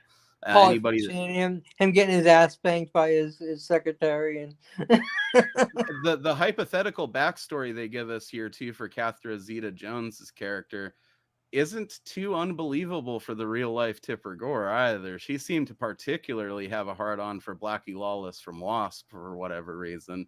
no, maybe she slept with him. And they weren't even one of the bigger bands at the time. Wasp was kind of, even at their peak, Wasp was like bigger with more straight hardcore metal people than it was with the hair metal crowd. Yeah, and I liked them, but they were not like familiar. one of my favorites. They were like C tier in terms of fame. So for the Tipper I liked Gore to be Wasp. coming after them, Wasp fucking rules. They're one of my favorite bands, man. I mean, I met them. That's badass. Dream show for That's me awesome. would be Wasp and Guar when Odorous was still alive. I think that would be just Mr. Bungle, Guar, and Wasp. That's the I went to a dream concert fucking that lineup was- for me. It was what is it? No, Metal Church Accept and Wasp. Fucking won Metal tickets to it. Church. Northwest Legends right there. I love Metal Church, dude. Well, I won tickets to the concert, and I asked if there was any way to get backstage, and the guy told me to come back after Metal Church. Then he told me to come back after Accept. In the middle of Wild Child, he holds up the tickets. Man, I just about ran everybody over to get over there. I don't blame you, man. The sound guy. And then I got to go to the front of the stage for the rest of the Wasp concert, and then got to go backstage. I'm so jealous of that. So fucking jealous of that. Wild Child's a good song to fucking come in there on too. You know what the funniest part was? My boyfriend was the one that looked like Axl Rose. He didn't want to go to the concert. That's because And he then knows he- Wasp is better than Guns N' Roses. He decided he was going to Not. go because the guitarist was dating Lita Ford at the time, so he had this idea that maybe Lita would show up. So we get backstage, and he sits there like pouting backstage. So they handed everybody a beer but him. What a bitch. That's what you get. That's rad, man. I forget where we were going with that, but there is some cool other musical cameos in the background of the show. There's several points where you see marquees or posters in the background. One of my favorites is you see a marquee behind him at one point where the Bourbon, I believe, is advertising Bad Religion one night and then Exciter the next night, which Exciter is like proto thrash metal, speed metal shit from the early 80s. Absolutely fucking just epic Canadian I never band. heard of them. There's several Slayer posters in the background of the record store, as well as I love the record store Iron Maiden ones. where it was like rock, pop, rock, rock, rock. Like, I miss that's how Tower. it is, you know? Tower And Records even was if pop amazing. was rock, you know. Tower Records was like our answer to Amoeba for those of us that weren't lucky enough to live near one, you know. Because you buy movies and shit at Tower Records too. There's several splatter films I bought at Tower Records back in the day. You did indeed. I have a set of Futurama figures that's branded from Tower Records. Dope, dude. That's a good piece of Cool. nostalgic history right there. Because they're not around anymore. $140. I got it at some like convention for like $30. That's dope. What else? Oh, we don't get any Dawkins. I'm surprised you didn't mention that, Kroll, but there's no Dawkins on the soundtrack. There's no but Motley Crue. you do see the albums in the record store. I believe you see the self-titled Crew album and Dawkins Tooth and Nail when they're going through the records there. So for eagle-eyed rock fans, you know, there's little nods to a bunch of shit like that in there. And I want to say there was like a DRI sticker on the wall at one point, which is like some crossover thrash that you wouldn't expect to be represented in the movie. But whoever was doing the set dressing to make it look like late 80s Sunset Strip did an accurate job. Those are all bands that would have been touring down there at the time. So pretty cool. I don't know, man. I mean, I guess we're kind of at that point where we would do favorite characters, favorite scenes, and then start breaking down the technical aspects of this. We've talked briefly about set dressing and stuff, but I'm sure there's stuff you guys have to say about it. So let's run through, I guess. That Sunset Strip thing does remind me of a joke I heard a long time ago. It's like, why aren't there any modern ghosts? Like, why are they all from the 18th century? Why do you never hear the tale of, and sometimes you can hear the sound of a chain wallet rattling on acid wash jeans if you walk down the Sunset Strip at midnight? It's amazing. It's true. You can smell the faint hint of flannel in downtown Seattle from all the OD'd grunge dudes. I mean, people just don't die in like, fucking townhouses in the suburbs or whatever, wherever the hell those are at. It's like most people aren't dying there these days, unfortunately. You're lucky if you die at home in the modern world, I suppose. Yeah, man, that's a solid joke. It's funny stuff. The rattling of wallet chains. So I don't know. What do you guys think of the general production of the movie? One thing to take into account is a massive, unnecessary amount of this, like budget for this film. Probably almost all the money they're in the red for went on the magnificent job they did of dressing a section of the strip up as accurate 80s LA Sunset Strip. They had to rebuild the Bourbon. They had to rebuild the Tower Records. I think the Whiskey A Go-Go is there in the background. I mean, they did a ton of shit. All the marquees were period accurate. I mean, it was, in terms of, set design and the lengths they went to make this accurate in that sense, it's on par with any of your fancy schmancy period pieces like people probably talk about with their pinkies up and shit. It looks spectacular. Like I thought this movie was just like A+ across the board. So I mean, there were a lot of scenes where it's kind of like, yeah, you're losing me here, but production wise, A+. Like it looks so yeah, I would agree. It totally looked 80s. Totally 80s. Yeah, dude, some of those some of those scenes in the fucking Bourbon, you could practically smell the piss and fucking heroin sweat. Like it looks like how it should look. I'll bet you though a small part of the budget probably went to the actors who played the J Blige for the PTSD they had from having to wear those outfits. Probably that. Yeah, I'm sure fucking Tom Cruise's catering bill was extensive. I wouldn't be surprised if his green room somewhat resembled the one that we see in the film. I wonder if he requested that was a 150-year-old scotch or whatever it was, that they actually got that kind of scotch. Legit, dude. Maybe. It looked pretty legit. That's such a quality scene we didn't mention too, where he's downing the 150-year-old scotch while he's taking a piss on Paul Giamatti. Oh, I love that scene. Is solid stuff. I wish I came up with that. Nice. Awesome. Yeah, man. I mean, the fun question to entertain is what cost more, Tom Cruise or converting the fucking Sunset Strip back to the 80s? I'm pretty sure it was Tom Cruise. I was going to say Tom Cruise probably has it. Tom Cruise has been known to work for scale. I doubt he did here. Yeah, something just tells me. He did a great fucking job though. So if he got paid a little more, then I think he got his money's worth. I don't think it's a case of a little more with a guy like Tom Cruise. Well, but I feel what you're saying. I did say. I think given that cast, if everyone was going for their going rate, I'm pretty sure they could have bought everyone for what they paid Tom Cruise. Probably. Probably. I mean, just according to I don't know. I mean, the budget of this Baldwin movie, gets a pretty penny too. Not these days, but well, then he did. Especially not. Well, now. You shoot somebody and you go down. It tends to impact your brand value a little bit. Baldwin probably just he just needs to run for public office and then he'll be set. Probably. The budget of this movie, Baldwin did before was like Yield Juice, so I bet he was cheap. Alec Baldwin did The Shadow, bro. Alec Baldwin's done some great stuff. Oh yeah, I love him. It's just I love this TV show he was on. Sorry, what were you saying, Dave? We kind of stepped on you there, buddy. Didn't mean to. Oh, I was saying that Alec Baldwin heard that Tom Cruise was there, and he probably was like, "Oh, beam me up, Scotty." One of those ball gargling sycophants I was talking about. Yeah, I mean, he's in there, and I like him. I think the movie wouldn't be the same without Tom Cruise and Alec Baldwin. I think they Oh, add definitely. a proper amount of creepily accurate sleaze to the situation that the movie desperately needed, given the very fucking sterilized, almost clinical version of it that they were doing, despite the set dressing and everything like that. Yeah. Yeah, I don't know. Hold on, I got a cat situation here. Anyway, so yeah, I don't know. Anybody else got any comments about the set dressing or production design or anything like that?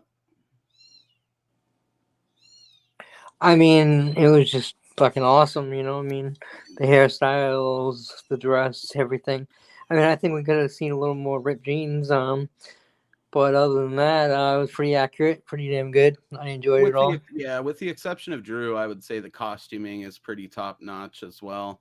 I think Drew's was good. I just think he should have had his jeans should have been a little more ripped.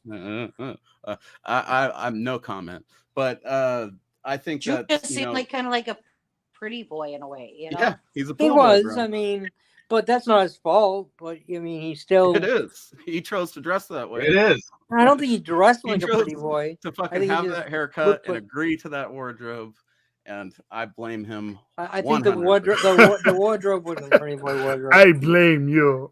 Yeah, look at that fucking tank top on that poster. That's just unnecessary, bro. Cover that shit up.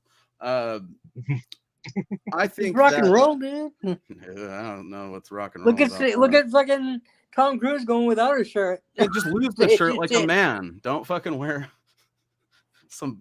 Yeah, Planet well, Fitness Tom fucking getup Cruise out is there. Tom Cruise is no spring chicken when it comes to showing his buttocks. So, Hey, he's got a nice ass, man. Might as well wag it around. I don't know, man. I think.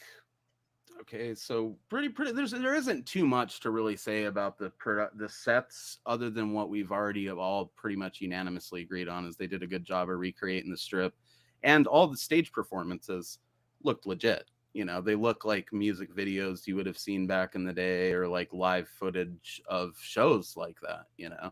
Yep. I think they did a tremendous job of capturing that sort of energy of the Sunset Strip style hair metal shows. That kid's rendition of "You Want to Rock" is a great example of that. All the fist pumping in the crowd and shit, it definitely got me riled and up. people singing along with it, even though they supposedly just heard it for the first time. Hey, but that's the beauty of that kind of stuff, though, dude. Is those chorus-driven fucking hair metal tracks you could sing along to. Oh, I know. The first time you hear them, you can do it with a lot of punk songs too that are set up like that. I've done it recently, but it's. I think I was with one of the songs I was listening with you. I was actually singing along with it. Yeah, it's like the first time I ever heard it. Once it hits that third fucking round through the shit, you've already got it down. You're ready to like fucking go nuts, you know. And that's the beauty of that kind of music, I suppose. It gets a lot of criticism for being pretty formulaic compared to other types of metal. And yeah, they were being rock stars. They weren't trying to play like Yngwie Malmsteen shit. You know, they're out there just trying to make a song that you could throw your fucking hands around and like sing along to. And there's some merit to that, whether you think it's a little shallow or whatever. That's probably true, but there's a lot Yngwie of was good. I love songs that can sing. It's a shame he's also a fucking dick plant in real life. Yngwie is one of the biggest douchebags in the world, but man, does he play? See, here we got a place in the back in the day. It was called the Eagles Club. Now it's called the Rave. But when I was going to it, it was still called the Eagles Club. And my girlfriend and I would get there before the bands would get there. And when we usually see them if we're heading off the bus, well, there were no seats. It was, when you got there, wherever you plopped, wherever you went, that was it. It was all standing room, no assigned seats, no nothing. So we get there early, and I get right up front. So I met like Crocus, I met Keel, I met Yngwie, I met Armored Saint. Fucking A. Jesus, Tammy, how did I not know that you were such a old school metal veteran? Crocus? That's another one of my favorites. Crocus is a good band. Headhunter, I got that bitch on vinyl. And I met, we had an in-store place called Main Street, and they would have in-stores with the bands. I got pictures of sitting on the lap of the lead singer of Halloween. Fucking Halloween. David, how Wow. have you never told us about this shit, dude? Shame on you. Halloween. I could have been talking to Tammy about all this old school metal this whole time. Halloween rules. Secret of the Seven Rings or whatever. That's a goddamn classic early power metal shit. If you like Blind Guardian, Halloween actually might be a little bit Well, hard I to met take it quite a with, few but- bands because of this. You know, the way our stuff was set up here in Wisconsin. So I even met Metallica too. Damn. Local scene stuff is great, dude. I mean, I've met a lot of great bands from totally different era and styles of metal than that, but man, I would have loved to have seen some of that stuff. It was a I little smoked bit- a joint with Sebastian Bach. Nowadays, I don't know what it's like where you guys live, but nowadays that stuff doesn't exist anymore. And it's like, you know, everybody knows, I think by now, that I'm older than David, and I've told him about this and about going to these concerts and about how I got to do this. I mean, I was at the last Pink Floyd's show when it was still Milwaukee County Stadium. I'm went jealous to of that. that, and that was it's so still cool. out there. It's But just you not didn't for the get stuff to- you guys. But you You know, didn't. all that. I ahead, walked sorry. around that whole. I walked around all the way down to the stage and back at the concert, and not one person said anything to me. The whole place smelled like weed. All you had to do was go to the bathroom and back, and you were stoned. You know. I mean, that's a good thing in my Oh, book. yeah. But the It was lack of technically illegal then, but yeah. the lack of communal thing going on with all the stuff that you guys grew up on is mainstream sort of classic rock now, for lack of a better term. So it's like you don't get that. They charge you $200 to go to the show. You're not seeing the people just casually hanging out with the fans. You can still get it. You just have to follow like local bands that, you know, you're one Yeah. of Right, you 150 don't get it people like actually like coming I to see used to. them. Like, you don't usually hear them I don't know about, like I said, about you guys, but you know, mainstream record store, they were the ones that put on the in stores, and you would know I when remember Yeah. that. you I've could never meet got the to band. experience that. Yeah, Nowadays, yeah. they've got Those body were- counts like the president, so it's like you can't get up to the stage and go back stage or anything. It's kind of like you got to know somebody to actually like get backstage anymore. That was the great thing about I Tesla. saw Ghost here a few years ago, and they were going to do this thing at midnight at the exclusive company, but there was a fatality at the concert. so they Yeah, canceled that everything. was you. I was trying to remember that the other day. Who told me about someone dying at the ghost show, and that was you. Sorry, Dustin. Yeah. Yeah, it was disappointing. I mean, somebody else had a worse time, clearly. So, I mean, I shouldn't complain, but It still happens. You see videos of like that DJ Sid from Slipknot hanging outside shows, like scratching on portable turntables with fans. It still does happen. It's just rare. I guess I was blessed in being in a totally different scene of rock music. I grew up with the death metal and stuff, so those guys, you could always just meet them. But Well, You yeah, I could- was born in. you I could was you could born get in a special 72. ticket to. You So could get I a was special in- ticket to. Sorry. oh, like a VIP pass. Yeah, you could get a special ticket to meet them for like $300. That's what I'm getting I at. was See, like, Tammy's eh. talking about back when it was more of an organic scene where you could just Yeah. meet them like a lot of times they would come. I'm sure it's similar to the thrash and death metal stuff I grew up on, where back then, like they'd play and then they'd be in the crowd later watching the other bands with you, you know. See, or just I was walking born in around, you '72, know. so I grew up basically in the '80s. So I had a mixture of everything. Metallica was big then. You had your hair bands. You had Megadeth. you Megadeth. You had so many different kinds of music and so many different bands in the '80s. If you liked rock, you could choose: did you want the fun rock, or did you want the harder rock, or did you want this? You know. I like it all. It was a great for me. To me, it was a great time to. Oh, it was grow like I up. said, even pop was rock. You know, everything was rock. You know. It was a lot of fun, you know. But like I said, the concerts and stuff now are nothing like it was then, you know. And I tell David about some of the things, and it's like, you know, Well, I remember Look up going to half see the town. Ozfest, and my friend had never been to a concert, and we were going to see Motley Crue, and I'm like, so tonight you're going to see some boobs, right? He goes, oh, they don't do that anymore. I'm like, this is Motley Crue, dude. They're going to do it. And that sure was a enough, tradition at Ozfest for many sure years. enough, so- Tommy Lee comes out, says, "Let's see some boobs," and some girls lifting their bras and shirts and stuff, and he's like, "Holy shit!" And I'm like, "I told you."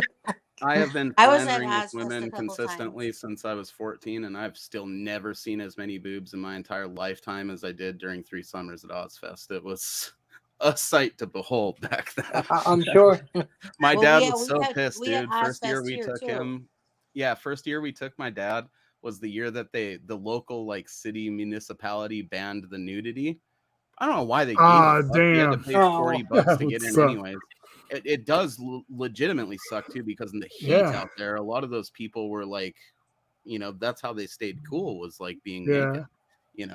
It's just logistics. But Well, they Yeah. never got dude, naked I've never seen my here, dad but- so disappointed me in my entire life when we took him to Ozfest that 4th year and they had banned the nudity. And we had been talking it up Yeah. to him like all summer leading up to it. And he disappears at one point, just leaves us in the middle of Ozfest. No questions, anything. I think he knew we were like schooled at doing it. But then he comes back later with an Ozfest shirt on, his face painted, the biggest corn dog I have ever fucking seen in my life. And we had been looking for him for like a couple, 2-3 hours. And instead of being like, "Oh, sorry that we got separated," or whatever, he just goes, "I thought you said there was going to be tits here." And then he just takes a big bite out of his corn. It's one of my favorite memories I'll always have. Like he was looking at me like I was the lamest fucking kid in the world. I'll admit, I know, it's like I say, concert experiences, it's fun when you have a few that like stories, but I admit I'm a little jealous. I don't even know some of these bands Tammy's talking about, but I do know some of them, but it is always fun to be able to say that. But what Mo was talking about, I do love that one show I went to where I got to, in downtown Richmond with Great Big Sea and Carbon Leaf, and Carbon Leaf did their set, and then they came back, hung out at the merch table watching Great Big Sea, and I got to hang out with them, and that was kind of, it's cool having at least one of those experiences. Oh yeah. Not as big a name as a couple of those others, but then again, they should be. So Right. all y'all that don't when know them, I saw Sebastian Bach in Rhode Island, and I was right out the front. Me and my 2 friends, we were right at the stage, and he pulls out a joint, starts, lights it up, and starts toking it, and then he so I freaking I grab it, fucking smoke it. 2 friends, and then nobody else wanted it. Like everyone was like afraid to smoke it or whatever. I don't know. Fucking. So we ended up keeping it and fucking smoked the roach later. It was like the best we'd ever had. And later the same concert, he's like, "What do you guys want to hear?" And they hadn't played Youth Gone Wild yet, so I'm screaming, "Youth Gone Wild!" And he's like, "What?" And I'm like, "Youth Gone Wild!" And each time I screamed it louder. And then they busted into Youth Gone Wild and shit. But it was just fucking awesome that he put the mic down by me and shit, and I fucking yelled. It was fucking just awesome, There's the beauty about that communal rock experience, and that this movie does actually kind of really do a really great job of capturing like these bands when they were still playing small clubs sometimes, Yeah. Because that Bourbon Club isn't that big. It's about as big as the Roseland in Portland or the Satyricon when it used to exist, or the Showbox in Seattle, any of the clubs I've grown up going to metal shows at and stuff. So It looked like you're probably about the size of what Eagles Club, or it's called the Rave now, was. Yeah. right. Yeah, I Exactly. saw Jonathan Davis at the rave, so I've been there too. I I'd saw say Alien Place. Farm. in Richmond terms, I would Hold I on, would Dave guess was- it was about the size of the National. Yeah. Yeah, Jonathan believe- Davis was doing his solo tour a couple years ago, and it was pretty cool. I really enjoyed it. I never caught any of his solo stuff. I think he opened the main stage solo at Ozfest one of the years that I went, but I don't even know what I was doing. Well, he started a solo project, and his wife died like while he was on tour for it. Yeah, so I remember reading an about end to that. it. Yeah, it was a thing for a minute though. That's sad. Jonathan Davis. Dave, you were trying to sneak something in there, and I heard Alien Ant Farm, which is always something I enjoy being mentioned. Yeah, I saw Alien Ant Farm and 311 at the rave. People fucking don't give 311 the credit that they deserve. They were a solid Although little it band, was dude. Alien Ant Farm that pretty much topped that that genre, because I don't know For what it fucking was that sure, night, but dude. they were fucking poor that night. I The never three- heard of them, but I heard of 311. Oh, you've heard that Alien Ant Farm cover I'm of sure I've Smooth heard it. Criminal. I just It never is heard of. the song they're like known for. A lot of people, unfortunately, lump them into the one-hit wonder category, but that whole fucking album was amazing, dude. Just so they had the one album hit wonder. No, they had a couple. It's just, Tammy and I did see Iron Maiden and Alice Cooper together. Oh, I at, fucking love Iron Maiden. That'd be dope. Summerfest. I've not seen Alice Cooper. That would have been nice. And at I believe Summerfest, I've seen ZZ Top. I've seen Orr in concert. And I know I've seen a couple other headliners since then. Yeah. But I missed most of the concert scene myself. But I've seen a lot of concerts. I did go to see ICP and Twisted on their Hollow Wicked tour Cool. back in the day. I'd have been game for that. Maybe not back in the day, but now I'd be game for that. I was in that period for a while where I thought I was obligated to hate rap, but I don't know. I like that this has given us a chance to talk about this shit, dude. It's a natural movie to bring in some concert stories. What's that, Dustin? I once went to something called the Rockstar Mayhem Fest. Fuck yeah, Mayhem Fest. Rockstar Energy Mayhem Fest. Had the corniest name, and the top four bands there were good lineups. The year I went were not the corniest order: Mastodon, Dragon Force, Disturbed, and Slipknot. And it was nuts. I went to a concert called The Great Hairball. So for some reason, Tammy and I caught the band Tonic Poison headline that at State Fair, which was kind of cool. Like Seether type bands. Or am I thinking similar? Yeah, right. Like they're like kind of like a Seether, stained sort of. Like, I don't know my first what concert ever was Seether at this thing in Rockford called Wingding. It was like $1 ticket. They're not a terrible band. They're just idiots on social media. What, Seether? No, never mind. That's Trapped. Excuse me. But same fucking lane of rock music and in the grand scheme of things. See, my favorite band is Led Zeppelin, and of course, they weren't performing anymore once I was really old enough to go to concerts, you know. But I did see Paige Plant twice. Right. I was just thinking that as you were talking about it. I was like, I bet you she saw what was left of Zepp, though. And I did. I went to a drum clinic, and met what the fuck's his name? The drummer's son. Jason. Yeah, Jason Bonham. Jason Bonham, yeah. Which he had his own band at the time too. So he was, famous for that.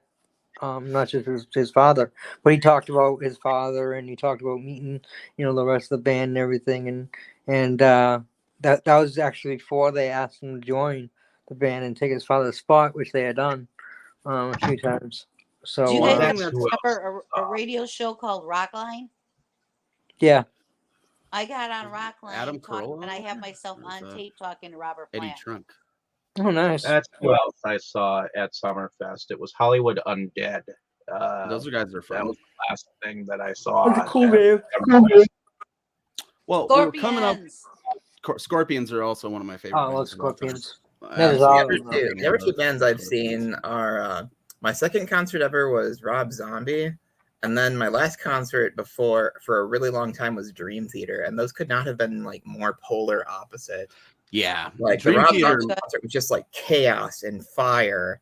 Like they had fire and like strobe lights and dudes in costumes. Dream Theater is usually very, very good tight playing with John Petrucci mostly botching the vocals. This was back when they still had like Portnoy, so this is when they were really good. This was off of Black Clouds and Silver Linings. I never saw Rob Zombie, but I saw his brother in Power Man 5K. They're cool. I saw Rob Zombie with Dustin knows what I'm talking about at the rave. So I've seen Rob Zombie For the 3 ratings. I wanna see him. times, and he kicked ass every time. I'd like to see him. That was All my I know thing is- for years, was just going. I mean, before even really diving hard into horror collect and all that, like as a teenager, going to metal shows was my deal. I stopped counting at like 300 bands, and I wouldn't change it. Yeah, for you definitely anything got in me the beat world. on bands. That's Yeah. all we did, dude. We went to like 1 or 2 a month, and there was usually minimum of like 5 bands at every show. So it stacks up faster than you think, especially when you Yeah. go into like. I mean, I only Ozfest, saw I Underground, saw like 2 to 3 Rockstar Mayhem bands. Fest, you know. I saw 2 to 3 bands each I think, concert, and that adds up. But yeah, I think the most annoying thing about the Rob Zombie concert was Halloween 2007 had just come out, and at his merch table, he had Halloween 2007 movie posters that he had personally signed, and they were only $20, and I didn't get one. That's a oh bummer. man, As much as I dislike the film, I would have liked to. I have had loved one of the those. That's an insane collectible. They're on eBay Yeah. for like $400. I bet. I can imagine. yeah. Well, to tie it back into this, though, it is important to note, and I'm sure some of you guys like Brandon that were around some punk bands back in the day and stuff, and or metal bands. The sleazy rock star behavior didn't really end until Warped Tour went out of business. I've experienced plenty of that shit myself that would have got the band straight fucking canceled nowadays. They would not be able to play anywhere. I mean, even personally to us back in the day, because I'm 3 years older than my little brother. So when I was like 15, he was like 12. He was always a little spindly motherfucker. So we could just chuck him up on stage and he would steal like drumsticks and guitar picks and things like that, and then jump back off the stage with us. And we saw Skin Lab one time, so we chucked his little ass on the stage. That's good. Yeah, and Skin Lab fucking rules. Absolutely destroyed the place. I don't think I've ever heard a louder band that close to my face, but I heard death metal.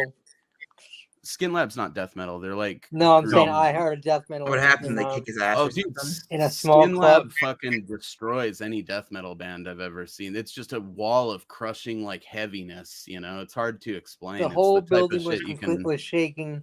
you like, can feel it in your fucking intestines. it was like after an a few earthquake. songs, you know.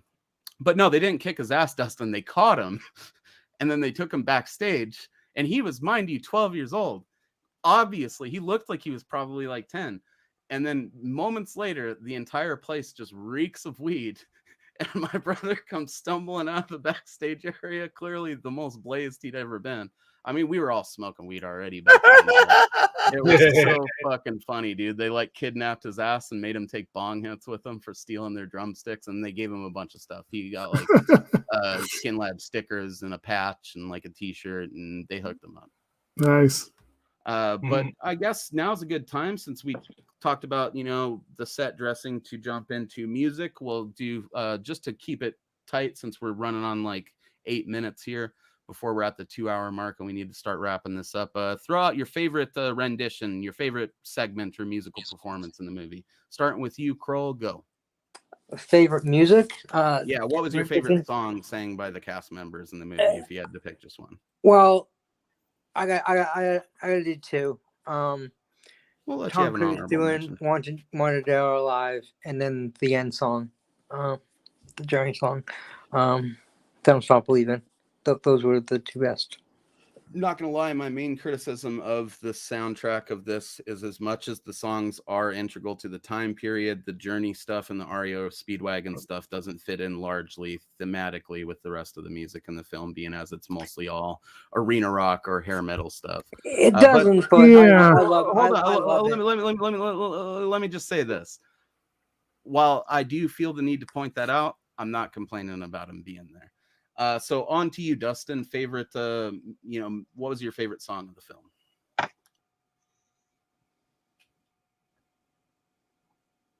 Well, I always have kind of a hard time remembering the names of songs. So I think I'm going to go kind of both. Favorite song and favorite scene is going to be like the whole finale.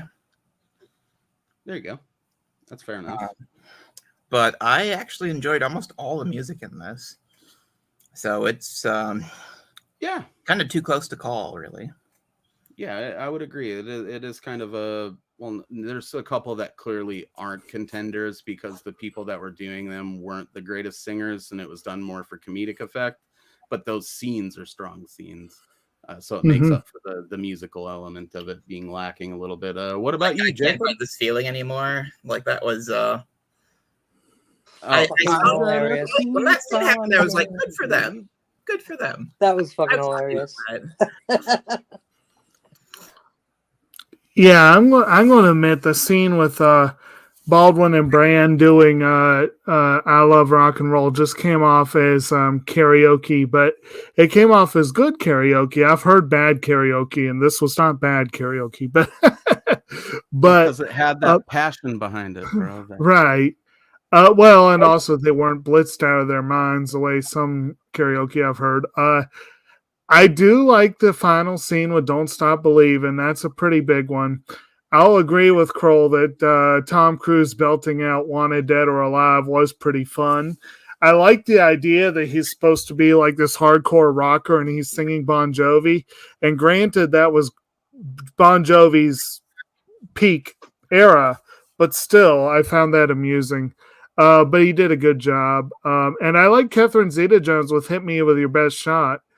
I really liked her take on that. But that is one of the disconnects of the movie, is this group is supposed to be so anti-rock, and they're giving them rock songs to sing. And I was kind of almost thinking that they should have been given something more like kind of Rod Stewart kind of stuff to sing.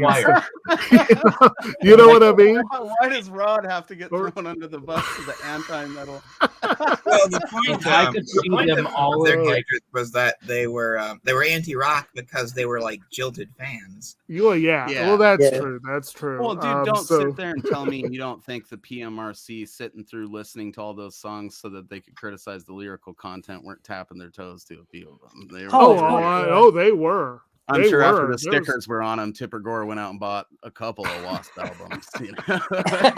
Right. I just probably, screwed. There's some interesting discussions I've heard on the PMRC thing. I think a lot of it was a conspiracy to raise record sales. If I'm honest, I wouldn't be surprised if somebody in those. Well, it actually really catapulted rap. That too, because the rap embraced it as like a badge of honor. Aside, Kroll, you got to recognize like the power of that sticker. I think we all recognize the power of that sticker. When you saw parental advisory, you would buy shit you normally wouldn't buy back then because it was like, well, it's probably filthy. I agree with that statement. Exactly. And a lot of the bands have hey, we're just singing about partying. Ice-T's singing about killing cops. We're in the clear. Oh yeah, dude, body count. Ice-T was so much better though. What's that, Dave? When Walk This Way came out with Aerosmith, I know Tammy told me many times that with Run DMC, that was like a pivotal moment in rock and rap history. So yeah, it was great. A lot of people I loved rap and myself for many years outside, even though weirdly I grew up on 90s hip hop. There's an obligation with rock fans to hate rap or what yada yada. You'll hear a guy like Kroll say he hates rap, but then say he likes one of the best rappers of all time with Eminem. So it contradicts itself constantly. Like I said, I like the 80s rap, and I think you don't like the gross like gangster culture glorifying. Oh, I love rap, I loved NWA. I don't know what you're even on about, bro. You like rap, you just don't like a lot of newer. I like 80s rap. That's fine. You like rap though. You're the first one to bring up the Beastie Boys earlier too. You like rap, dude. You just don't like new rap. And if it makes you feel better, you're not alone. Most people that are in my era of rap I can't fucking stand that mumble rap shit that's happening. Oh, mumble rap is not even fucking. I don't understand anything. What is going on. Not even close to music. But I don't. It's worse than Snoop Doggy Dogg is. I can just fire up an Outkast album like I did the other week, and I'm good. So it's like, subjectivity aside, it's like I think that's always going to be the way. But mumble rap is objectively terrible. Oh, it is fucking horrid. First time I heard it, thank God. I hope it will be the last time I ever hear it. I was like, what the fuck is this? Yeah, I mean I'm into abstract music, and that's still legitimately my reaction. Like, okay. Somehow that's a thing. So Mooseling, tell us about your moosey ways. What's your favorite scene, favorite performance? Let's do it that way. Dustin. Well, we haven't done. I never did my favorite scene, so we have to go back to it. Run it through it. You, Jake, do it right now. I don't think we got it. Oh, we're doing scenes too? Yeah, Okay. do your favorite scenes, and then from now on we'll go favorite performance, favorite scene for everyone else. So I'm not up yet. One moment. Kroll, you first. Well, I have a couple favorite scenes. I really love when Heyman punches Paul Giamatti's character.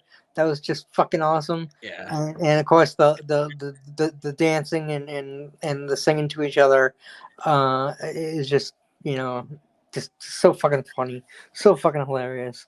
It really is, it's a great scene. And the scene with that I'm sure you're gonna mention next, I think, are the scenes where I laughed continuously through the entire scene, like aloud, boisterously. Well, I could not get enough. All the scenes with the monkey, of course, and the end concert. Gotta mention that too. And there's a lot of scenes I could mention, but what was your third one you're gonna throw out? Let's see if I was right. No, I said I said all the scenes with the monkey and the end and the end concert. So probably not. But the finale feels like a given, All right, but it was just great the way they did it. I mean, it was a given, but it was just cool the way that that obviously they go from playing the Bourbon to headlining with Arsenal, who's back together. He's back together with Arsenal, and then headlining a big concert. And obviously they're together and they're singing together and stuff too. And the way it sets itself up, it reminds me a lot of when bands would like crash other band sets back in the day. Which feel like you don't see enough anymore either, because they're afraid someone will find it to be like aggressive or something and be mad. But back in the day, like Phil from Pantera would just crash your set and sing. I fucking love that shit. Like that was just fucking great. Like that should happen more often. Should. So what about you, Jacob? What's your favorite? You got the favorite scenes you want to throw in? Probably the scenes with Heyman. I mean, the scene where he's bringing the scotch and the scene where he's trashing.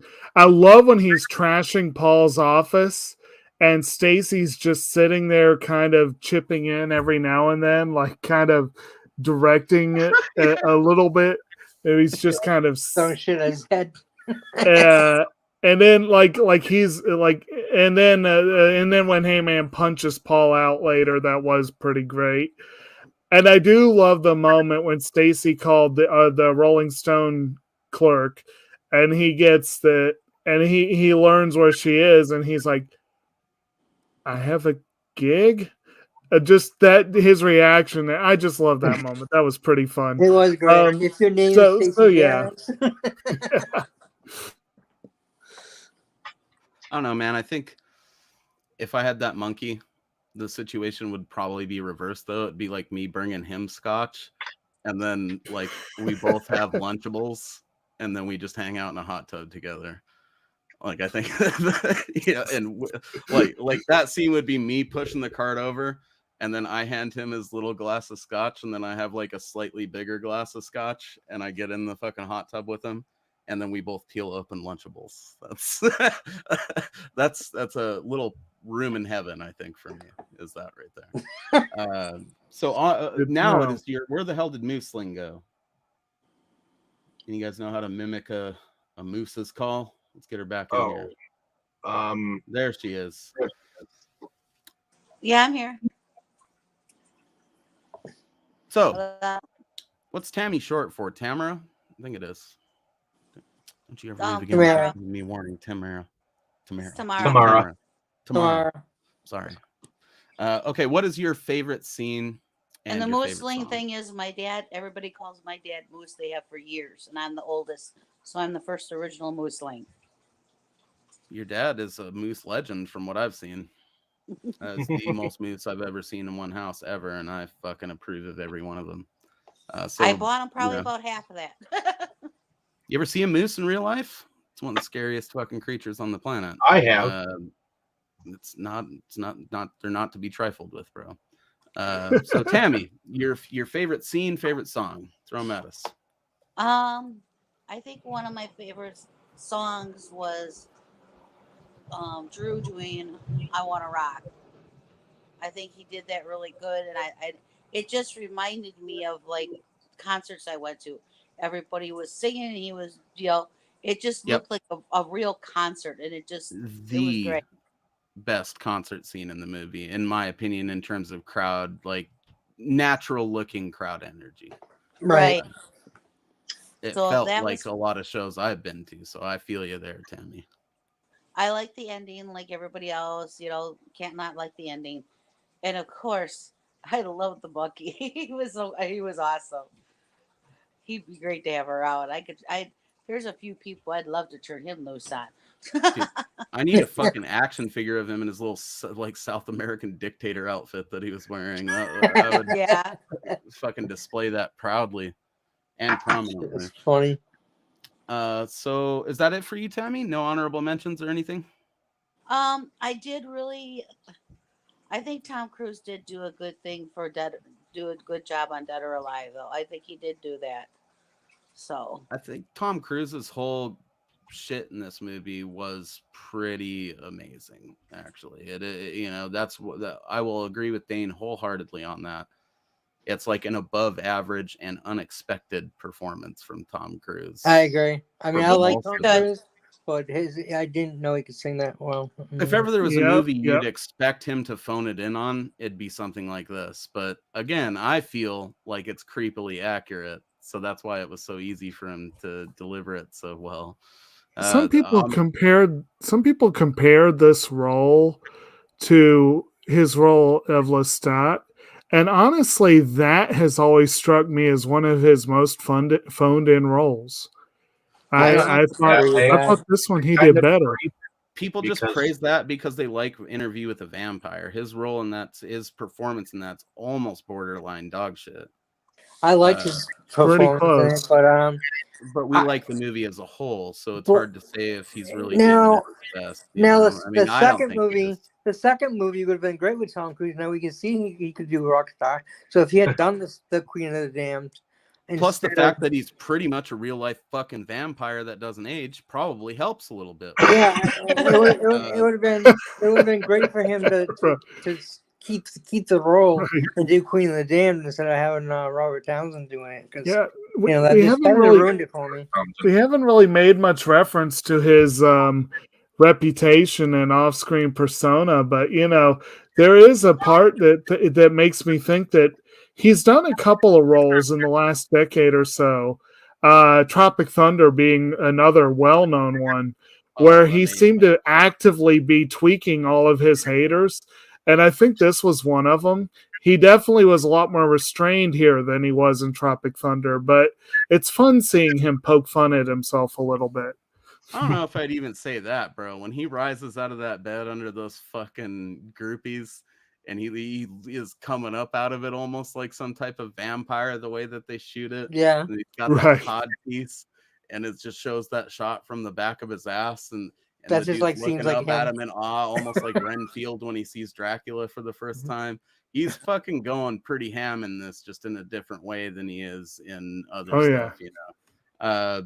It's pretty magnificent. Tom Cruise is a fucking weirdo though, for sure. Like the whole time in this, I just could not keep. I'm gonna have nightmares of like. I think in my dream, though, it will be the monkey that rises out of the bed, and then it's Tom Cruise in the tree who fires an empty gun at me. And then all of a sudden, I black out and I wake up, and he's forcing me to toss my feet into and then he reads me passages from L. Ron Hubbard books while I'm like strapped to a chair. So eventually, we'll see a sequel to this where he goes up in some sort of competition where he has to face a band fronted by Nicolas Cage or something like that. and he just has to sing out of his butt the entire time, Jim Carrey style, on those assless chaps. That would be pretty fucking great. So I guess we're on to you now, David. Favorite song, favorite scene. I'll have Honorable to mentions say, are totally fine, as you know. I do like the ending song. I do like that mix of the "We Built This City" and what and the other song together. I do think that the Journey songs are We're out not of going to place. take it. Yeah, we're not gonna take it, which is I'm glad you twisted. agree, Dave. Okay, the Journey stuff, just the Journey and the REO Speedwagon, just isn't appropriate thematically with the rest of the music. It's appropriate though, time frame wise. Yeah. Yeah. Well, Um, I liked all of it, so it worked for me. But I hear I what you're like saying. all of it. It's just I I- recognize that it doesn't fit. Right, it isn't the same type of music. but I love the monkey. Gotta love the monkey. And at first I thought he was like a baboon. I think isn't he a baboon? No, he's You're a a baboon. baboon. Those things will fuck you up, dude. They're not like those little Ace Ventura monkeys. That thing, you see its teeth at a couple of points in there. Yeah. If you see that, if that thing got mad, it could fucking clear that set in an instant. I did you know? kind of wonder why Catherine Zeta-Jones and her girls were like singing rock songs when they were so against them at I first. thought it was great. I thought that they would have done something different, like have them like in like choir Rod row Stewart. singing some But that would have been some so church jarring. song It or would have. something like that, so that it could like make them look like they're more holier than thou, you know. But in any Well, that's case, the whole thing there. If anything, okay, no, They're feel me on hypocrites. this. Okay, you guys are like, that's a big part of the point, Kroll. But now that you're like the third person to mention that, I feel compelled to step in and say that I think it was illustrating how hypocritical they are, like Kroll pointed out. okay. But B, it also would have been super jarring to the thing, and it's kind of blasphemous to have them do it, which fits with the satirical sort of nature of the movie in certain Right. elements. So it makes sense that they were singing rock songs. You know what I mean? It's like if you watch Grease, the main Sandy or whatever is barely like they're all singing the same type of songs as a group throughout the movie. You know what I mean? It's like a mix between the rock and roll of the time and like the power ballads of the time, which when you think about it is sort of what all of these bands did. Love them or hate them, every single band on this soundtrack, even Journey and the other stuff that doesn't fit outside of it, had power ballads. It was a requirement, or you'd get dropped by And like Tom the record label or Cruise something. did kind of surprise me with having. Point being, though, the his REO voice stuff fits with at that. REO And I Journey. think that the biggest role, I think the role that surprised me the most that Tom Cruise has been in was his Magnolia performance. It's been a bit since I've seen that one, so. Yeah, he was good in that one. But in any He was in case, a couple of kinky movies for a minute It there was- too, like Eyes Wide Shut and shit. like I said, it is entertaining to a point. It wasn't a movie that I loved per se, but I do understand the message and the tribute that it was doing. So Fair enough. I feel like it could have been done more realistically. The budget could have maybe been, because it didn't cost $75 million to build a tower record on the front of some Asian convenience store or whatever was actually there. A lot of that money went to some weird places that don't. I mean, because the movie doesn't look like almost $100 million movie to me. But maybe I'm thinking of that also from the viewpoint of someone who sees different filmmaking practices now. Like, they would never redress a whole section of the Sunset Strip to be 80s accurate anymore.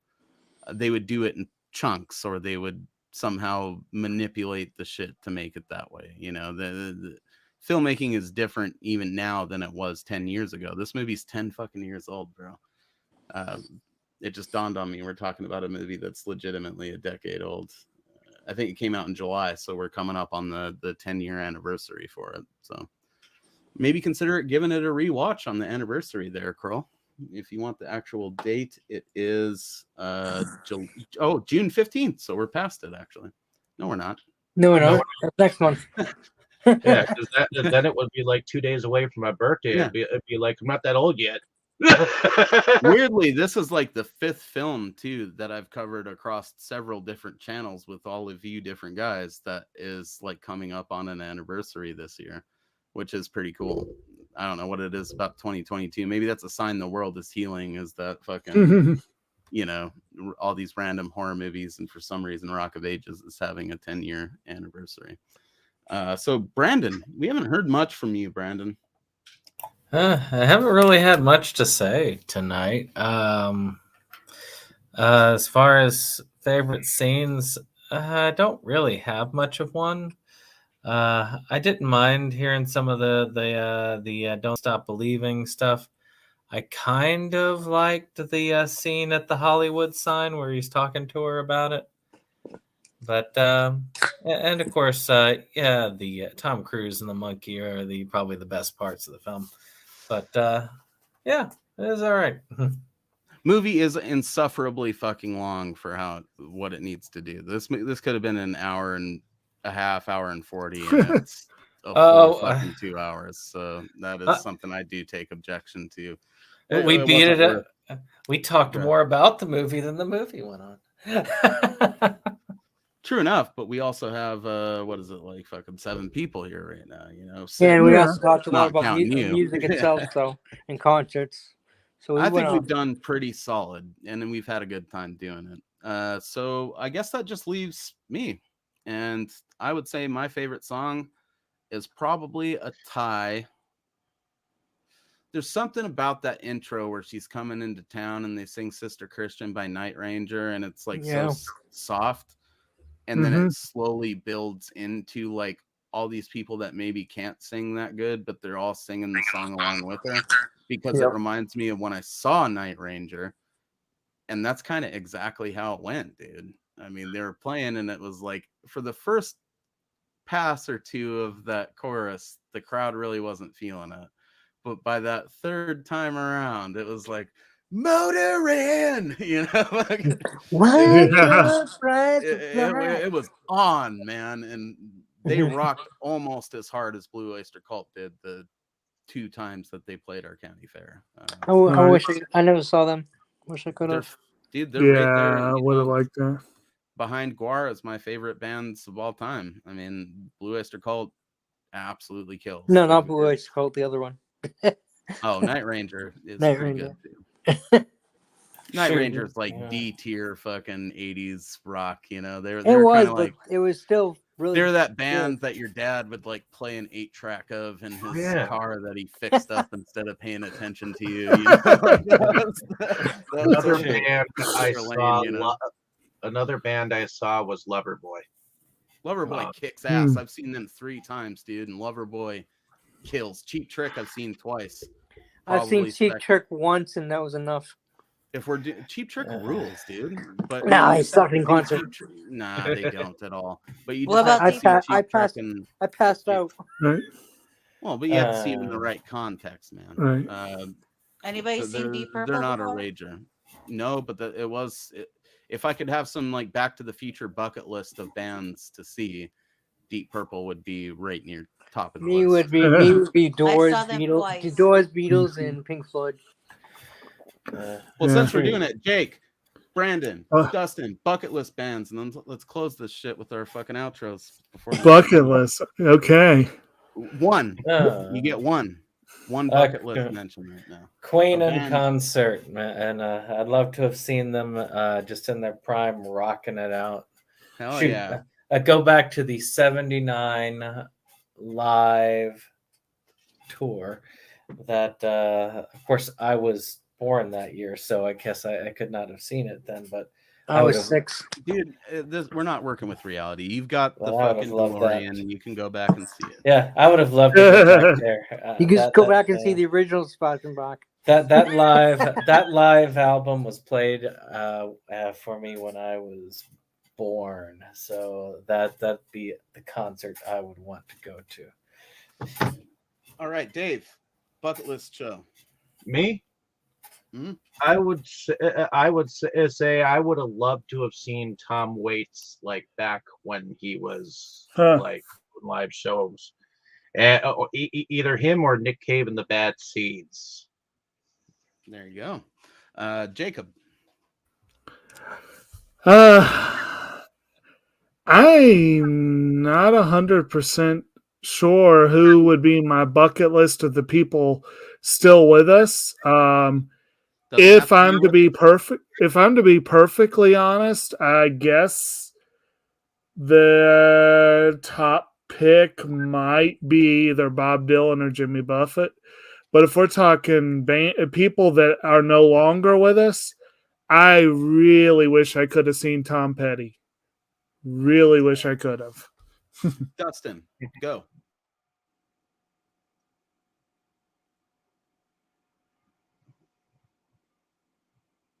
My what now? Your bucket list A of bucket band. list band that you would love to see. Doesn't need to be something that's reality based. You could literally go back in time in the DeLorean and see them if you needed to. Go. Well, I've been listening to I don't know if it's really a band per se, but somebody called Carpenter Brute. I've been listening to a lot of them recently.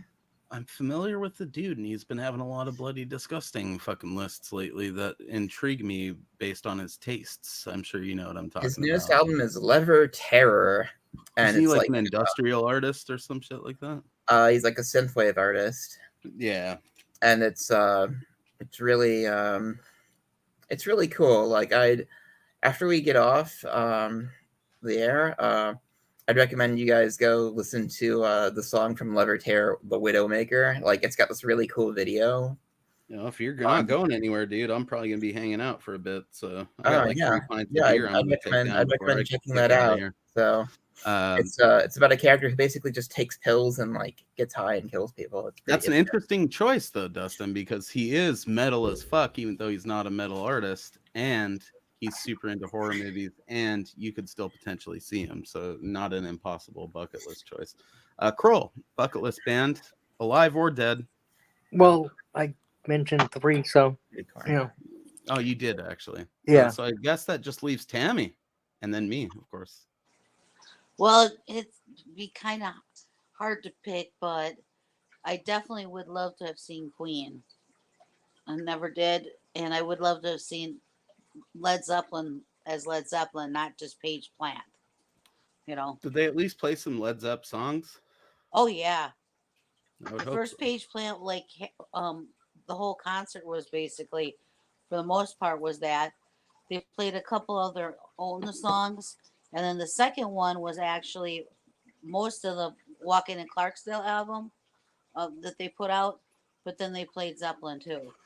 See, I just don't understand why you rank. I mean, because if we're being honest, like all you missed was a generally very adequate but mediocre drummer who was too drunk most of the time, and a bass player no one remembers. So you basically did see Led Zeppelin. They should have just called themselves Zed Leplin and kept playing fucking shows, like just playing the same set list. I don't understand why. I wouldn't differentiate that, because honestly, you're getting the guys that are. But I feel you at the same time. It wasn't Led Zeppelin, you know, like they were really Sabbath gets all the credit, but I think Led Zeppelin was the first metal band. If I'm honest, those guys in Deep Purple are serious contenders for being the first actual metal band. Well, Zeppelin and Black Sabbath. I mean, every time I watch something about where it started, it's always Zeppelin and Sabbath, because they say Sabbath brought this to the metal scene, and Zeppelin brought this. They both brought different things to the scene, you know, and that's why they're Sabbath brought the heaviness and the lyrical content. Zeppelin brought the metallic element, and the blues crunch to the you know, they really blues and the solos and all that stuff. I mean, and the vocals, you know. Zeppelin really just, Sabbath really, for the most part, just contributed down tuning your guitars and singing about Satan. you know. As much as I love Black Sabbath, that's And the Ozzy truth. was the grandfather of metal. Zeppelin, I would argue Zeppelin and Deep Purple are probably the dudes that were, because they were doing some metal shit. You listen to Child in Time by Deep Purple, it's actually a pretty fucking dark song about, like, you know, warfare in Vietnam, which would be a popular theme in the 90s. Cat just got the puppy for fucking thrash bands, you know. Hey, bro, you poke the fucking bear, you're gonna get poked back sometimes. Hell, and Led Zeppelin was into Lord of the Rings because they talk about Mordor. They were doing precursor to black metal bands doing that fucking constantly through the 90s. Zeppelin laid the groundwork for most of it. So I guess the darkest depths of Mordor. So did you give us your favorite song in the movie already? Oh, you did, yeah. This is bucket list bands. Sorry, I'm getting a little tired. So my bucket list performance. Insert media to continue. Oops. Hey, we're out of here. Shut the fuck up, Alexa. The fuck? Probably my bucket list band would be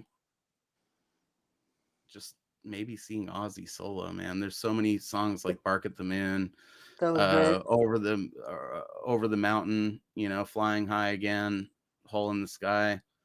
There's just so many songs of Ozzy's that I never got to see. Sabbath, Bloody Sabbath, you know, all shit that was like staples of his solo thing that would have just made my entire life, you know, because the first time I saw a local band that I knew, they were called Blizzard of Oz, and Blizzard of Oz. I have seen when they toured over here. Oh, Blizzard of Oz was freaking awesome. I wish I could have seen that live. Kills. Yeah. Another one that's great is Mac Sabbath, where it's all Black Sabbath shit, but McDonald's themed.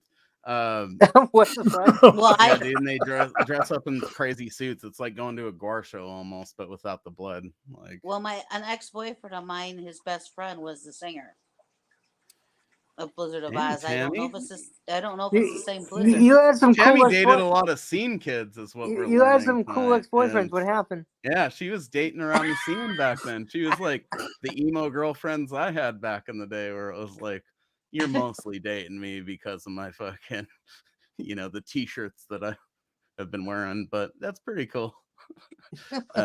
You're with Dave, and that's what matters. And, you know, I don't know if Dave was in that scene back then, but maybe he was watching you, eating a head of cheese because you guys are in Wisconsin and just looking at you like, no, but it's really one weird day because it'll be her and my aunt and my Aunt Judy, like, have been around similar scenes that they found out.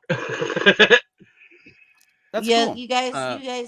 I hate to sit here and make sure everybody realizes that I'm a cougar, but yes, I'm 12 years. I'm 12 years yeah, older. I'm out, baby. Sing it proud. You do your thing. I don't even give a shit. Bucket list performance, though, if I had to really pick, it would be But Ozzy. Dave is a young old man, so you know. Honestly, though, I would be hard pressed not to trade that Ozzy show for one last time to see Gwar back when Odorous was alive, because that I would definitely see Gwar too. Dude, it was probably the pinnacle of my life. That's not even just being dramatic. I mean, that Gwar show was a life-changing event for me in the best kinds of ways. Not, you know what I'm saying. I know. I'm sorry. I had to laugh because Gwar is one of those things. When you see them, you're forever a Gwar fan. I think, even if you don't like their music. I mean, the people I took to see that show didn't like the music, but I like Gwar. Boy, did they love the show. So yeah, that it'd be Ozzy, but I'd be hard pressed not to trade it for one more Gwar show. Gwar now is cool. I mean, you can go see them. They sound like AC/DC because Blothar's too fat to fucking do like the vocals that he used to do back in the X-Cops days when they were doing like death metal, hardcore, fucking punk style vocals.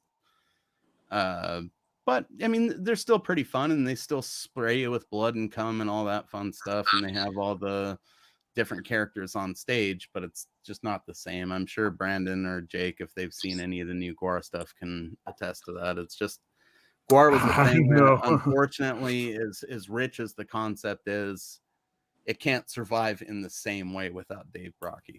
Shoot, I haven't listened to Guar's music in the regular since 2010.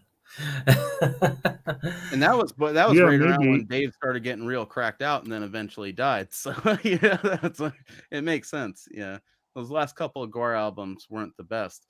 I like to think that if he could have gotten some help, he could still be around today. But right now, currently, Gore sounds like AC/DC with offensive lyrics, semi-offensive lyrics. Gore's super. I can't picture that. See, well, we'll discuss it after the fact, but yeah, Gore is sort of safe now, but you could still get sprayed with blood and cum and see like the Pope get a cross shoved up his ass. So go see Gore. You know, you'll just never know what we saw back in the day because Brocky was a fucking legend, man. So that's it. Anybody got anything to plug? You guys do your whole outro stuff. We're good. We're out of this. I think we've done the deed here. So Alrighty. Let's go with you, Tammy. Why don't you tell us a little bit about yourself and what you do? I go on here and I go on another podcast with David and check out movies, talk about them, find out more stuff that I didn't know from other people when they're talking about it. So it makes it a lot of fun. And I have my own collections, and I'm glad that it's summer so I can take my 72 pre out for a ride. fuck yeah. Alrighty. Heading over to you, Jake. Why don't you tell us a little bit about yourself and what you do? Okay, my name's Jake. I live here in Central Virginia, where I am a big-time fan of all sorts of media, movies, TV show, comics, books, you name it, and generally a collector of various media, as mentioned. I come on these shows, this one and Delusions of Grandeur, to talk with these fine folks about the various films that we watch, and it's fun because this one again was new for me, so it's always fun to knock out some new ones. Well, I won't say always fun, but generally fun to knock out some new ones and to learn new things about movies. Of course, I'm also the co-host on SeptumSin versus the World, where we have a discussion coming up that I'm really looking forward to.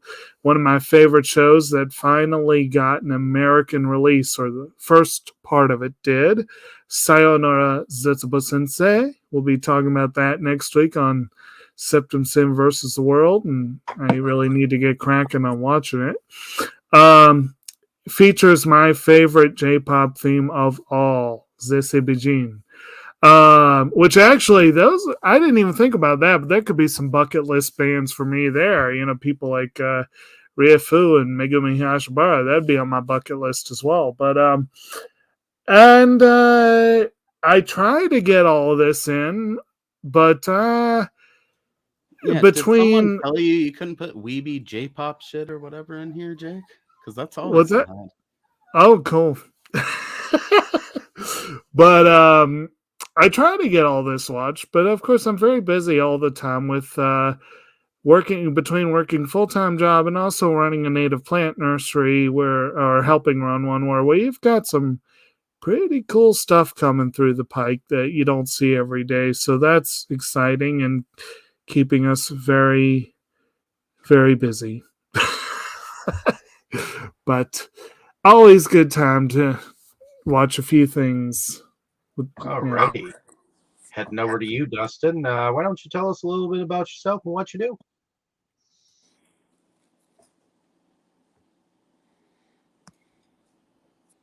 Hi, my name's Dustin. I collect a bunch of NECA figures.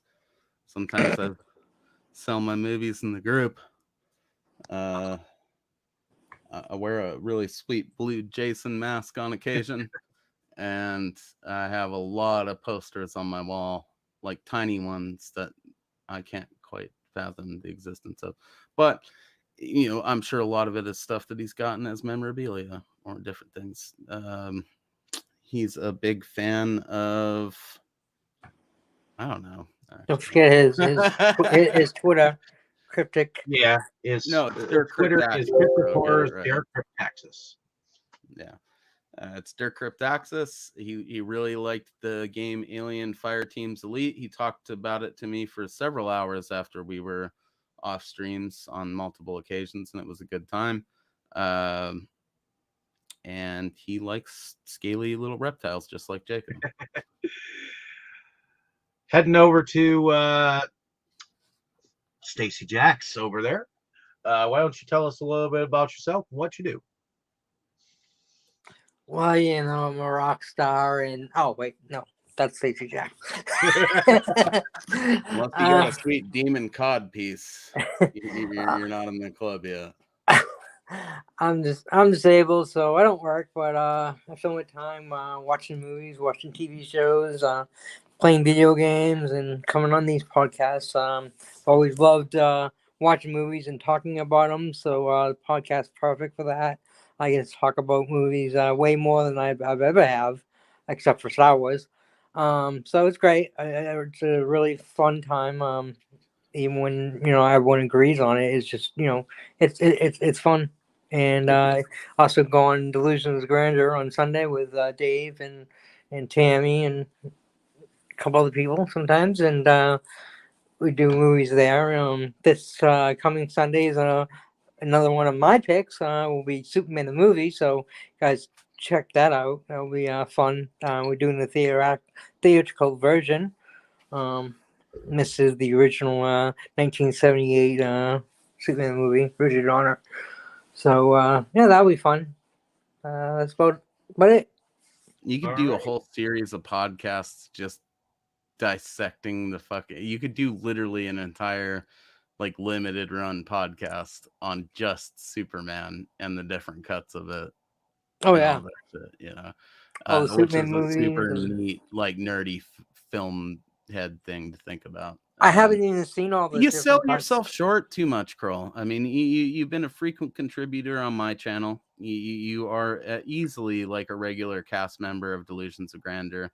So when I feel like when I build you on our last live discussion, I just put like Kroll and David from Delusions of Grandeur. Like I just looped you guys together because that's really like you do that show and this one every week. Yeah. You and Boris just did a Full Moon Live episode with me that went off pretty fucking good, I thought, for Dr. Mordred, aka Full Moon's Doctor Strange movie. And you're going to be coming back for Full Moon's Arcade, which is one we got scheduled for the near future. Also, Dave recently came on with me for what the hell did we do, Dave? We did Robot. Oh, we did Robot Wars. Yeah, you're going to be coming back on for, what is it, Castle Freak? Yep, I figured Castle Freak, and I think there's one more. Netherworld was another one that you hit. Yeah. Yes. So these guys, we're all cross-pollinating here, I guess. Since I'm already talking about it, I'll say my piece. I'm doing the Full Moon Live and the Full Moon Madness. You guys have heard about me and heard from me on several of these episodes, but that's pretty much what we got going on. Me, SeptumSin, and Kotobukijake, along with maybe a couple other people, have a Ghibli discussion coming up at the end of the month for, what is it this month? Kiki's? It's Kiki's, right? Kiki's. Yes, Kiki's delivery service. And hopefully we're going to record a Bad Ben episode before that. Bad Ben one, yeah. So, and that's pretty much what we're going to be doing on my end of things, is just cross-pollinating those podcasts and doing a Seaver fundraiser marathon for Wellsville Nights, which is basically like him doing R-rated Degrassi with, supernatural stuff. I'm going to be posting that as soon as we get out of here. And it's going to be, the winners will be chosen next Tuesday, but essentially you can win like 3 different tiers worth of stuff. So one $10 entry enters you to win 3 different tiers worth of things. You're contributing to funding, low budget independent horror cinema. And it's, I think, hopefully going to work out. I'm going to match every donation that comes in. So if we raise $400 with this fundraiser, I'm going to put my $400 with that and give them $800, So, hit us up. Even if you don't need the stuff, you can use it for giveaways on your own channel. You can use it to promote your own brand. I don't give a fuck where it goes. I mean, I'd prefer it be something you like actually need, but if you don't, it doesn't really matter as long as we're putting more Seaver movies in the hands of more people and generating money for that project. So hit us up. That's going to be being posted as soon as we're out of this. And you can just hit me up on the Camp Sievage fan page on Facebook. Once you have donated your money with your receipt, all receipts will be returned back to you. I'm going to compensate as well as matching it. I'm going to compensate so that everybody who sends it to me, goods and services, so that you guys can sue me if I don't fucking actually follow through. Not sue me, but, contend to, you know what I mean? Goods and services, I'm going to adjust it and match it, So I'm going to pay the equivalent of it, and I'm also going to pay for the fees to not matter, so that Chris gets the full $800 hypothetically, and I just get the pleasure of sending you guys the movies. Everything is already all packaged, so you guys are good to go on that. Just have to slap the shipping label on it and kick it out next fucking Wednesday when I get paid. So hit us up. Who else hasn't gone? Alrighty. Go heading over to Brandon. Why don't you tell us a little bit about yourself, what you do? SeptumSin is SeptumSin versus the world. We do physical media here, and we do pickup videos. We actually recorded one live yesterday, which was fun. Me and Jake actually had stuff to bring this time, which was pretty damn cool. He got to show off one of his Sentai packages that he had gotten. I've been kind of distracted lately because of a couple of projects. Of course, if you haven't checked out the Craiglon incident breakdowns that I did that for all three of Joel Wynkoop's films. And I have a bonus for those who love that series, because tomorrow on the channel there will be an interview with Joel Wynkoop himself, the director of the Craiglon Incident trilogy, where I admit I thought it was going to be a very short interview and turned into an over an hour long interview. Most of those people are happy to talk about it, bro. So he was a very good one. Shoot, I wouldn't be surprised if we ever cover one of his films here if he watched it all. So, very nice individual. So worth tuning in for if you want to check out. I'm hoping to have some later information on a movie that I'm working on getting released on physical for the first time. Which the name of that is the what was it? The Shackle Demon Project, a film by Doug Giuliano and Kyle Rappaport. Kind of a found footage, Blair Witch slash.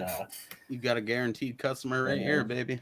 So, and we'll be putting it out sooner than later. I've got all of the stuff. I just finished doing the final cut of one thing today. I want to see if I can get a higher resolution version of the commentary done, and we'll have that done, and all I've got to do now is get a printer so we can get those copies out. So you'll be seeing that probably late June, sometime between June and August.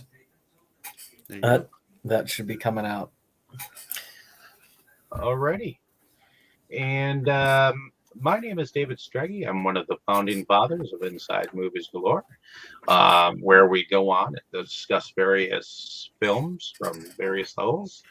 And hopefully you've enjoyed us on our journey, going through